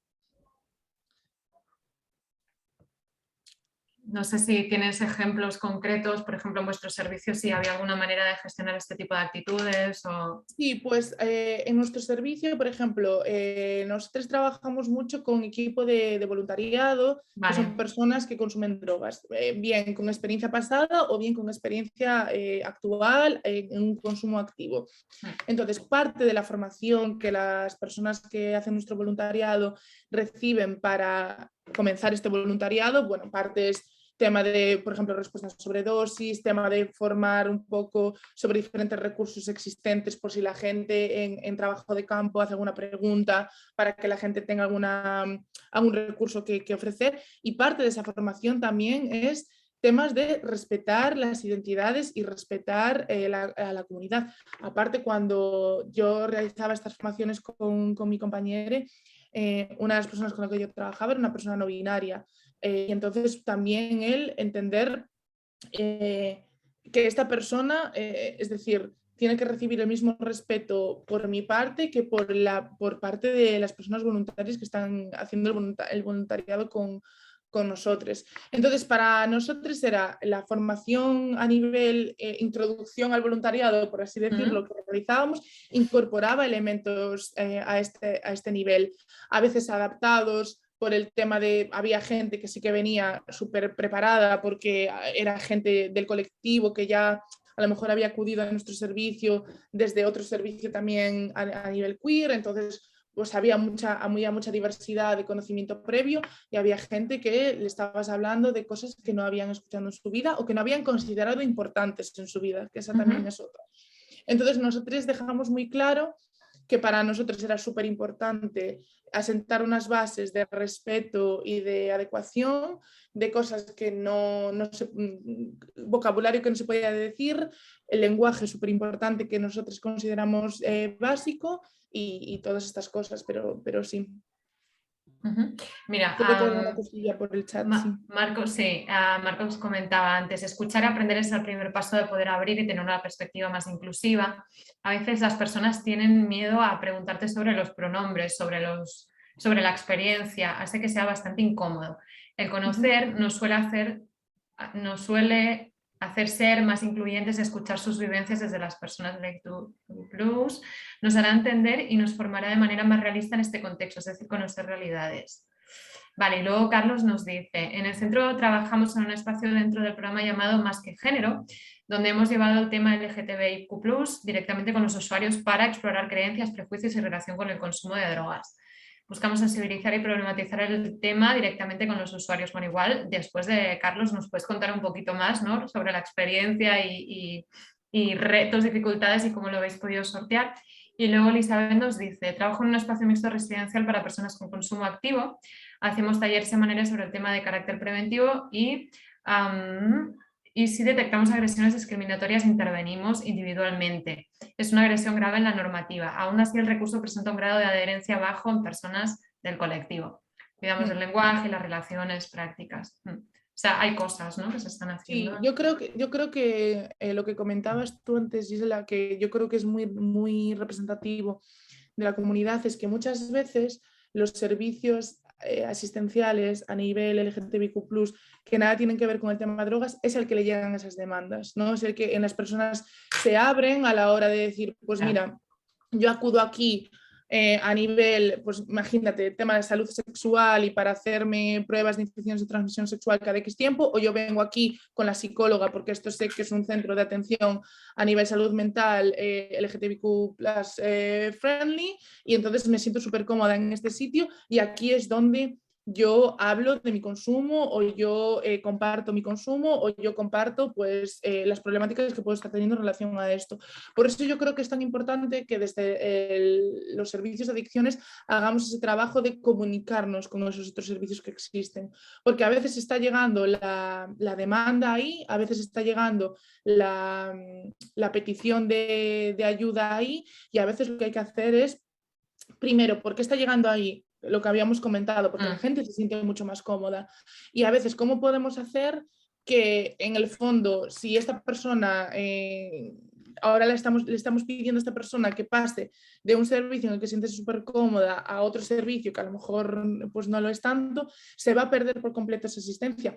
¿Cómo podemos trabajar en colaboración? ¿O cómo podemos a lo mejor eso, dar una serie de apuntes o de hacer un proyecto de hermanamiento, por así decirlo, entre dos organizaciones para asegurarnos de que a la persona que le llega la demanda, que a lo mejor no tiene esa formación en cuanto a reducción de daños, en cuanto a drogas, que sepa con quién puede hablar y que haya ese trabajo colaborativo, que a lo mejor son cosas como que una de las personas a nivel de intervención en tema drogas de nuestro servicio a lo mejor se mueva a ese servicio una vez a la semana, porque a lo mejor es un tema de un espacio seguro, literal un espacio físico seguro. Entonces, a veces son cosas así que en el fondo es, pues una vez a la semana la psicóloga del centro X a nivel tema drogas va a tener aquí unas sesiones. Entiendo que esto es mucho más fácil decirlo que ponerlo en marcha y que hacer este tipo de gestiones, pero a veces es entender que tenemos que ir, esto con todo en cuanto al tema de consumo de drogas. No podemos abrir la puerta y si no viene nadie decir es que la gente no está interesada. No, los obstáculos los estamos creando.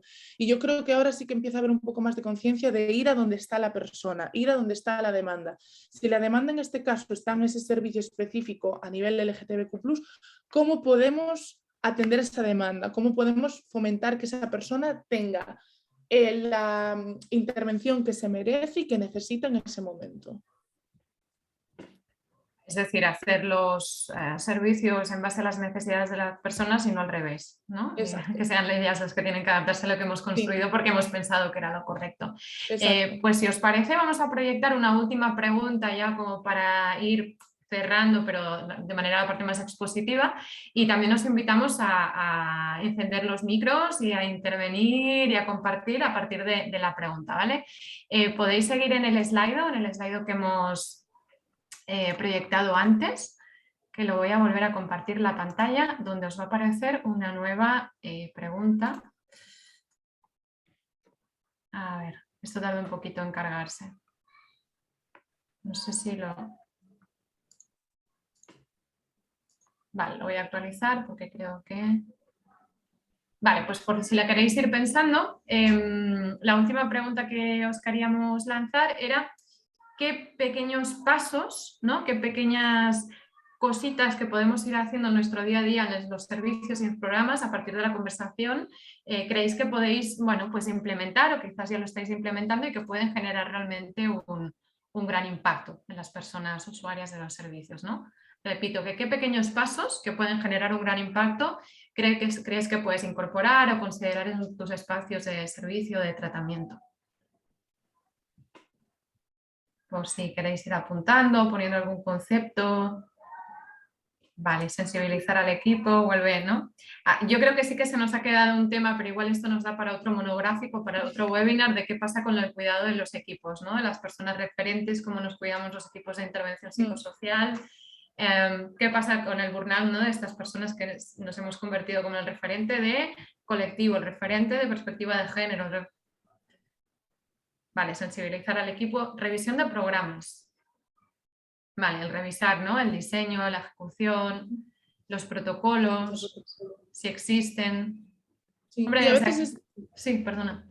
Nada, a veces es tan sencillo como eso, revisar cosas tan básicas como el tema de un cuestionario de evaluación que tiene información personal, información de contacto, que a veces es tan básico como ser mucho más inclusiva con las opciones que tiene la gente para marcar. Y a veces eso ya, porque en el fondo, como persona LGTBIQ+, a veces eso ya es la primera muestra de invisibilización o de odio o de que tengas que tú explicar, mira, es que yo ni A ni B o ciertas cosas así. Entonces, en el fondo, a veces parecen cosas súper sencillas, pero es importante. O a veces poner una opción de género y además pronombres y poner ejemplos por si alguna persona no sabe a lo que nos estamos refiriendo. Para mí, estos pequeños cambios pueden tener un impacto muy grande. A no tener que estar validando constantemente la propia existencia, ¿no? Sí. Es que ninguna casilla me representa. Vale, Y luego fíjate, lo que se comenta ahí también de eliminar vocabulario excluyente, entiendo que se refiere, también súper importante a la hora de, por ejemplo, hablar de por ejemplo, programas dentro de servicios con los que yo trabajo. Hay a veces programas de pues, prevención por ejemplo, cáncer de cuello de útero o cosas específicas en el que se habla, ¿no?, de mujeres todo el rato, ¿no?, cuando a lo mejor podemos mejorar el vocabulario para incluir a personas con útero, personas que lo que sea correspondiente en estos casos, ¿no? A mí se me ocurre una que es, por ejemplo, en los programas residenciales, cuando se hacen los módulos estos de educación para la salud, ¿no? Por ejemplo, el de ETS, el de prevención de enfermedad, siempre se hace desde una perspectiva heterosexista totalmente, ¿no? Solo se hablan de estas cuestiones desde la óptica de la relación sexual heterosexual. Claro, el revisarnos incluso hasta ese punto, ¿no? De qué cosas estamos explicando y desde dónde. Vale. Vale, pues ha salido, ¿no? Revisar programas, la actitud, revisar protocolos, motivar a los no concienciados, supongo que o concienciadas, a la supervisión externa, ¿no? Supervisión externa de casos. Realmente yo creo que es fundamental en este tipo de cuestiones que nos atraviesan tanto. Bueno, ¿y qué más sale? Bueno, el lenguaje. Redes de servicios LGTBIQ+. La red, el trabajar en red, ¿no? Que lo has comentado mucho. Sí, yo creo que una cosa, por ejemplo, en mi servicio publicamos una revista 2 veces al año, que es una forma que, bueno, es un gran trabajo, pero es una herramienta clave. A la hora tiene como un poco dos funciones. Es un espacio para que la gente comparta experiencias dentro de servicios, poemas, arte, para que las personas que consumen drogas tengan un espacio de compartir su arte y su creatividad, y a la vez es un espacio de información muy accesible, con un lenguaje muy sencillo y accesible para todo el mundo, ¿no? Y es algo que se reparte de manera gratuita. Y claro, yo incluso desde mi propio equipo he tenido que fomentar a lo largo de los años, porque este es un proyecto que estoy llevando yo, que se incluya información. Por ejemplo, ahora en esta edición que se publicará el mes que viene, si todo sale bien, incluimos varios proyectos varias páginas sobre proyectos de temas LGTBIQ+ y consumo. Y a veces parece que lo hacíamos porque me interesaba a mí o porque era una agenda secreta queer que yo tenía, que a mí me interesaba y que no era relevante para la comunidad. Y a veces también es eso, hablar con la junta directiva de mi organización, con compañeros de mi organización, a decir, no, es que pensar que esto solo va a llegar a un 2% de la población para la que estamos escribiendo esta revista es erróneo, es inadecuado, no es correcto. Y en el fondo, esta revista nos ha demostrado de una manera muy clara que a veces la gente lo que necesita es saber qué servicios tiene. A veces es tan sencillo como que la información sobre los servicios no está ahí. Y a veces, si desde nuestras páginas web, desde cualquier, pues una revista, un folleto informativo, lo que sea, a lo mejor incluir, aunque nuestro trabajo sea más centrado en tema de drogas, a lo mejor incluir una sección en nuestra página web sobre recursos LGTBIQ+. A veces son cosas sencillas como eso, que en el fondo tú, como persona usuaria de ese servicio, consultas la página web o consultas el tablón de anuncios o lo que sea, y tú ves cosas relacionadas con el colectivo LGTBQ+, tú ves que en el fondo esa realidad se está teniendo en cuenta, aunque a lo mejor no se haga la asistencia directa o el apoyo directo en el servicio al que tú estás acudiendo por muchísimos motivos. Pero en el fondo te estás viendo representada, en el fondo ves que esto se está considerando importante.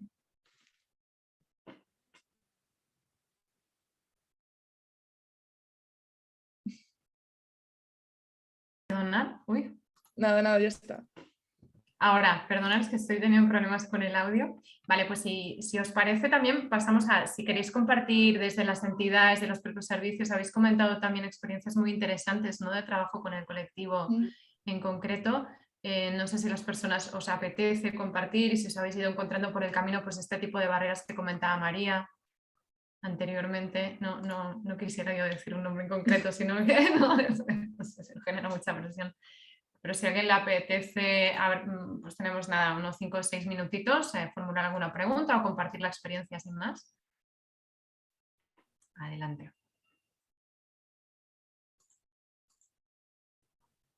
Vale. Hola. Yo Hola. antes que nada agradecer porque creo que es muy útil podernos dar cuenta de un montón de cosas y de visibilizar lo que está pasando. Las personas que estamos directamente atendiendo a todas las personas LGTBIQ y además en contextos heteronormativos, ¿no? O sea, hay unas sutilezas que a veces se dan por abordadas y que no siempre es así, ¿no? Desde a veces desde el abordaje con la misma persona, ¿no?, que está teniendo a lo mejor una dificultad con nombrarse de tal o cual manera, ¿no? A lo mejor esta heteronorma que la tiene tan interiorizada, ¿no? Esta LGTBI-fobia, ¿no? La misma persona que está en el colectivo, bueno, que forma parte, ¿no? Y que no es capaz de nombrarse, ¿no? Cómo se aborda con las demás compañeras, compañeros, compañeres, ¿no? O sea, porque tienen dudas también. Y de repente, ¿cómo se hacen esas preguntas? No sé, yo tengo una experiencia en donde fui agredida por la comunidad por haber acompañado a una persona trans, ¿no? Entonces, ¿cómo esto se traspasa y cómo incluso se pudo abordar en el equipo? Porque una de las hipótesis era que a lo mejor las demás compañeras de la usuaria también estaban teniendo agresiones y así había sido, ¿no? Entonces, poder nombrar todo ese tipo de situaciones que, como tú bien lo decías, ¿no? Y como se comentaba, o sea, estamos en un entorno heteronormativo donde hay mucha LGTBIQ-fobia y que eso se tiene que visibilizar, ¿no? También, además, soy coordinadora de un programa de atención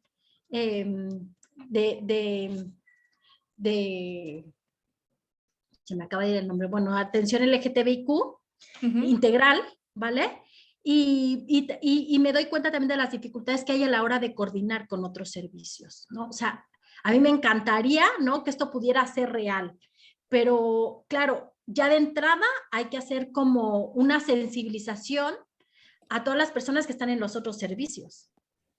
Entonces esto, y claro, si te encuentras una vez al mes, o sea, son como... una de las cosas que decía es que me parece que estamos contemplativos, o sea, estamos sabiendo que está todo esto, pero estamos teniendo dificultad para poner cosas en marcha, ¿no? O sea, luego a la hora de aterrizar en cosas concretas, ¿vale? Totalmente. Y bueno, sobre todo agradecer la información. Muchas gracias y la ponencia. Muchas gracias por unirte y por compartir tu experiencia personal trabajando.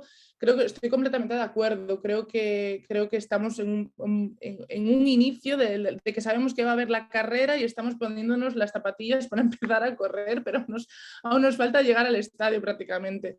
Pero sí, es complejo y aparte a mí algo que bueno, pues es un poco descorazonador también, es el tema de que a veces la LGTBI-fobia viene de partes inesperadas, ¿no? Por así decirlo, o que dentro de personas del propio colectivo hay odio hacia otras personas del propio colectivo, porque a veces es en plan, bueno, pues es que me estás quitando el sitio, es que para mí es más, porque como en el fondo estamos luchando por una pieza mínima del pastel, pues a veces claro, se nos hace muy complejo.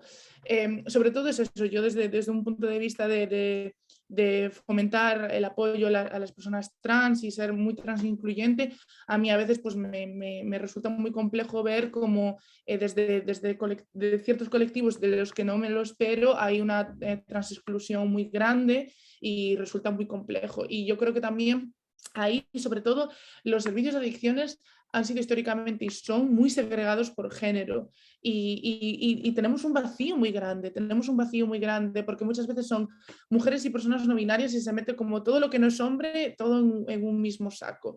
Y a veces es eso, cómo gestionamos todas estas cosas, cómo fomentamos que la violencia entre las personas trans, cómo fomentamos todas estas cosas que en el fondo los servicios que tenemos segregados por género también son muy cissexistas, ¿no? y muy centrados en la experiencia cis. Entonces es que claro, como en el fondo, repito, la comunidad, y como estáis comentando muy acertadamente, la comunidad LGTBQ+ es tan amplia y tan diversa, en el fondo cuando empiezas a trabajar con ciertas cosas te salen ciertas otras y a veces resulta un poco complejo. Para mí, el trabajo en colaboración es muy importante porque no podemos hacerlo solas, no, es muy difícil hacerlo solas, pero a veces también son retos muy grandes y que en el fondo el día tiene las horas que tiene y ya tenemos una cantidad de trabajo espeluznante y a veces se complica bastante, sí. No sé si alguien más quiere compartir alguna cosilla de algún proyecto. Hola, perdonad, estoy teniendo problemas con la conexión. Creo que Carlos quiere comentar algo, me parece. Adelante, gracias. Sí, María, no, básicamente agradecerte. Agradecerte por permitirme pensar sobre esto, ¿no? Porque creo que esto es lo importante al final, ¿no? Que nos permitamos amplificar un poquito nuestra mirada en la intervención y tomar en cuenta estas cosas. Yo quería compartir que eso, con respecto al espacio de Más que Género que hacemos acá, justamente eso es algo que buscamos hacer con los propios usuarios, ¿no? Bueno, con los usuarios, pero también con nosotros. Amplificar la mirada de las cosas.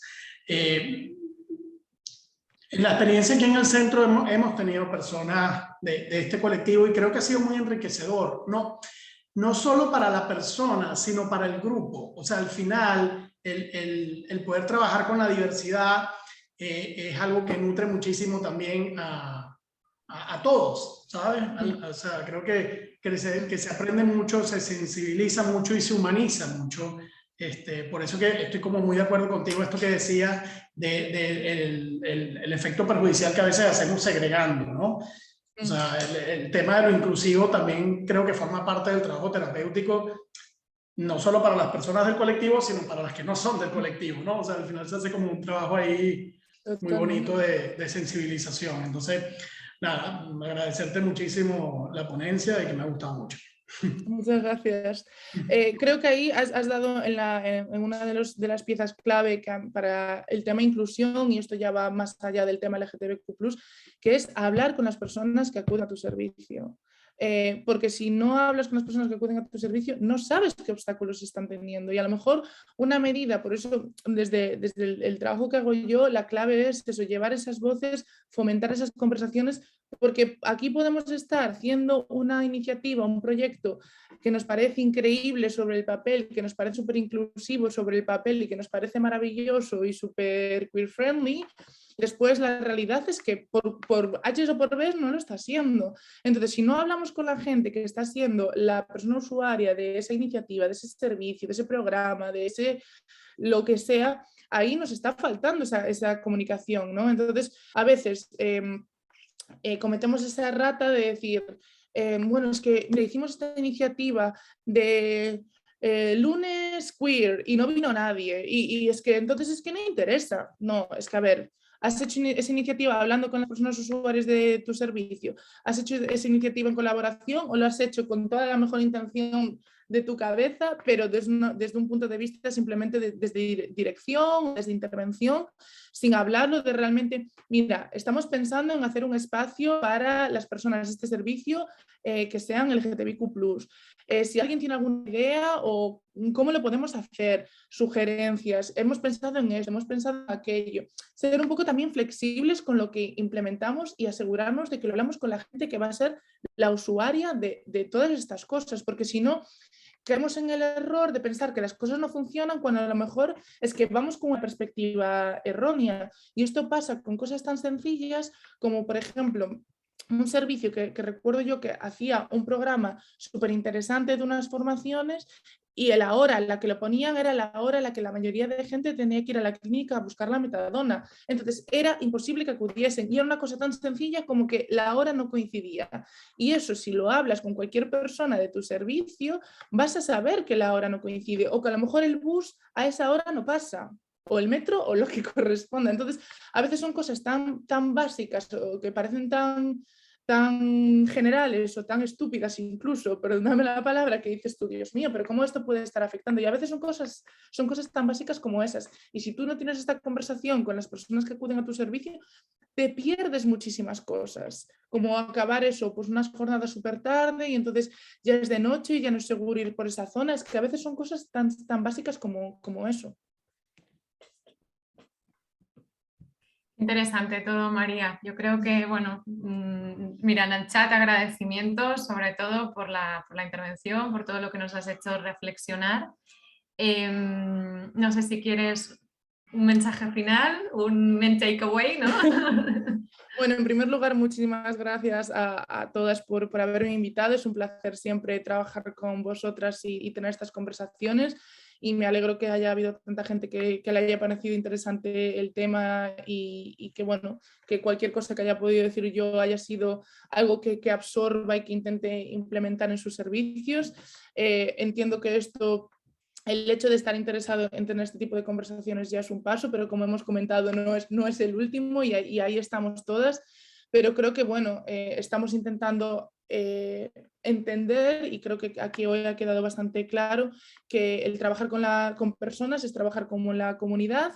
Y bueno, animo a cualquiera que si Gisela os puede dar o Gloria os pueden dar mi contacto, si tenéis cualquier pregunta mayores la podré responder. Y bueno, poco a poco estamos logrando cositas y seguiremos creciendo. Y ahí vamos. Muchísimas gracias, María, de nuevo.